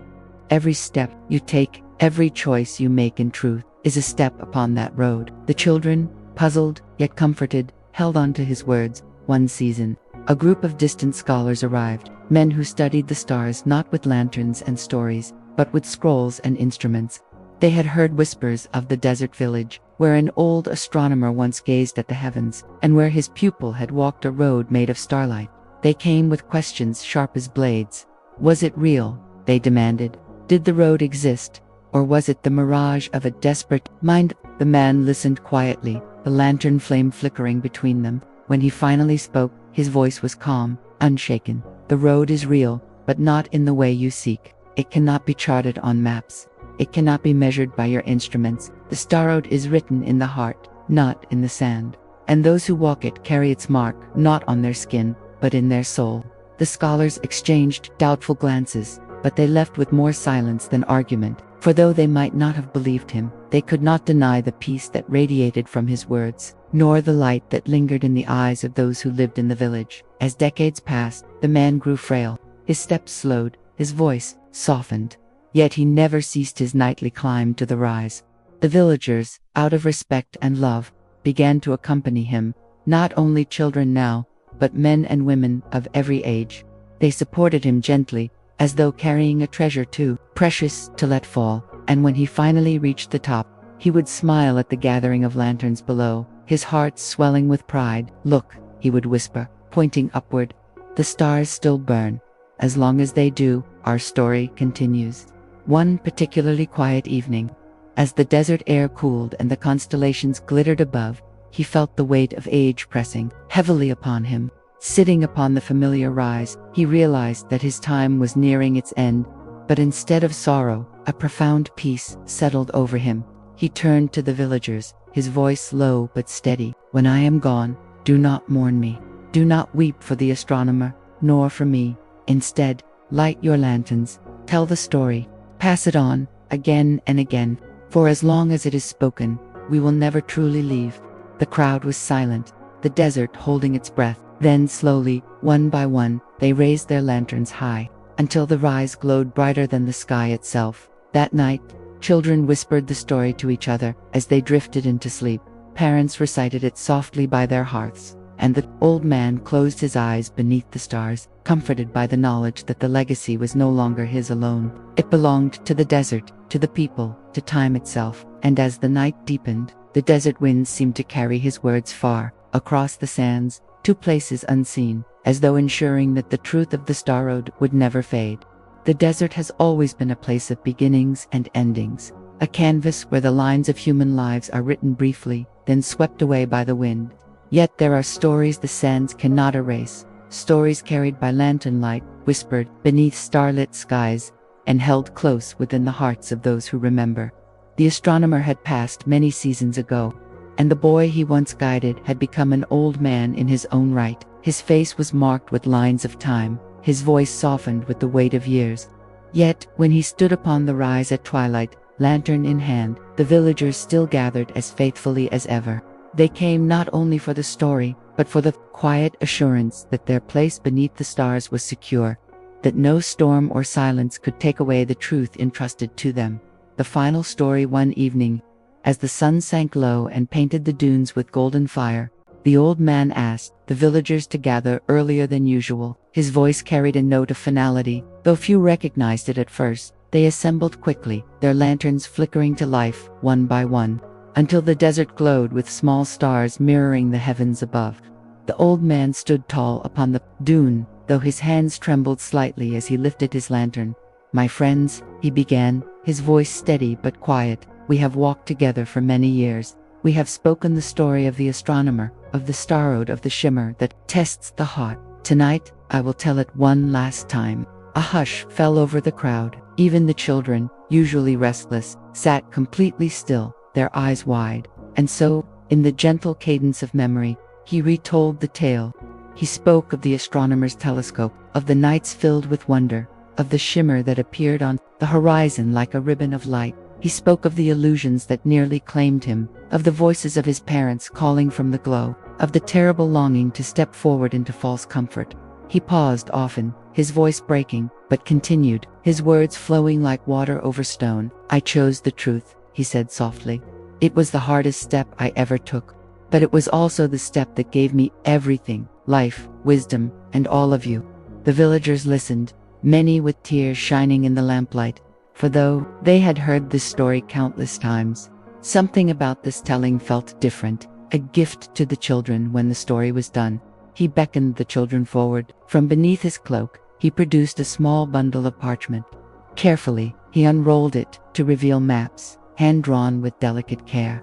Constellations, sketched in ink, spread across the sheets. Each star had a name, each line a memory. These are yours now, he told the children.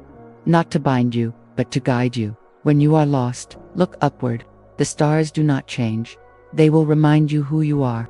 The children reached out with reverent hands, touching the maps as though they were treasures beyond gold. Their lanterns reflected in their wide eyes, filling them with dreams of journeys yet to come.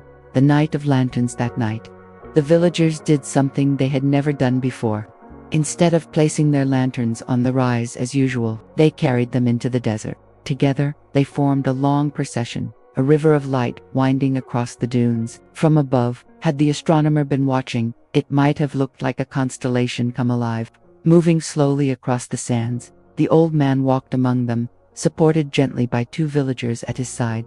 His steps were slow, but his heart felt lighter than it had in years. As he looked upon the line of lanterns stretching into the horizon, he whispered to himself, "This is the Star Road now. Not shimmer, not illusion, but truth, carried by many." The villagers walked in silence, the only sound, the soft crunch of sand beneath their feet and the whisper of the desert wind. When they returned to the rise, they placed their lanterns down together, forming a brilliant circle of light that glowed against the night. The old man's last night later. When the village had gone quiet, the old man remained upon the rise. He sat with his lantern beside him, gazing at the constellations he had traced so many times before. Orion, the seven sisters, the hunter's bow, each one familiar, each one a memory. He closed his eyes, and for a moment he felt the presence of the astronomer beside him, just as it had been when he was a boy. He could almost hear the old man's voice. The stars are eternal, but it is our task to carry their light into the world. The desert wind swept gently across his face, cool and soothing. His breathing slowed, his body relaxing into the sand, and in that quiet moment, beneath the eternal sky, he slipped peacefully into sleep. When the villagers found him at dawn, his lantern was still burning. The legacy the old man's passing was not met with wails or despair, but with quiet reverence. Just as he had asked, the villagers lit their lanterns that night, more brightly than ever before. They told his story, weaving it seamlessly with that of the astronomer, until the two lives became one timeless thread. The children, now keepers of the maps, began to take turns standing upon the rise. Their voices were unsure at first, trembling the way his once had, but slowly, they grew stronger.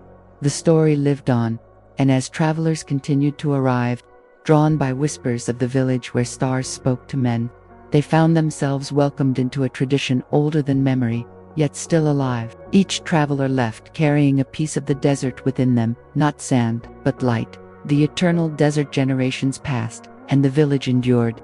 Storms reshaped the dunes, new children were born, and the old grew weary. Yet, every night, lanterns flickered to life.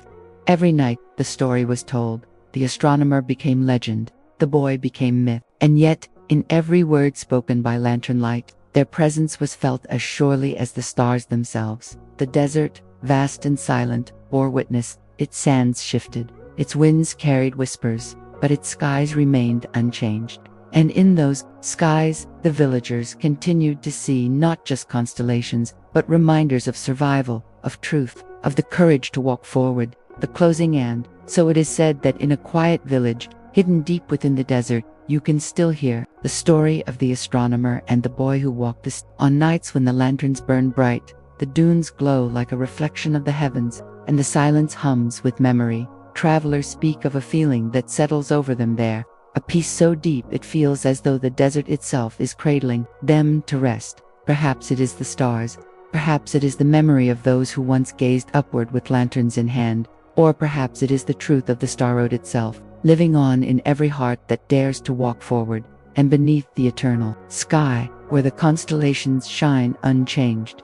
The story continues, soft as a lullaby, endless as the sands, carrying dreamers gently into sleep.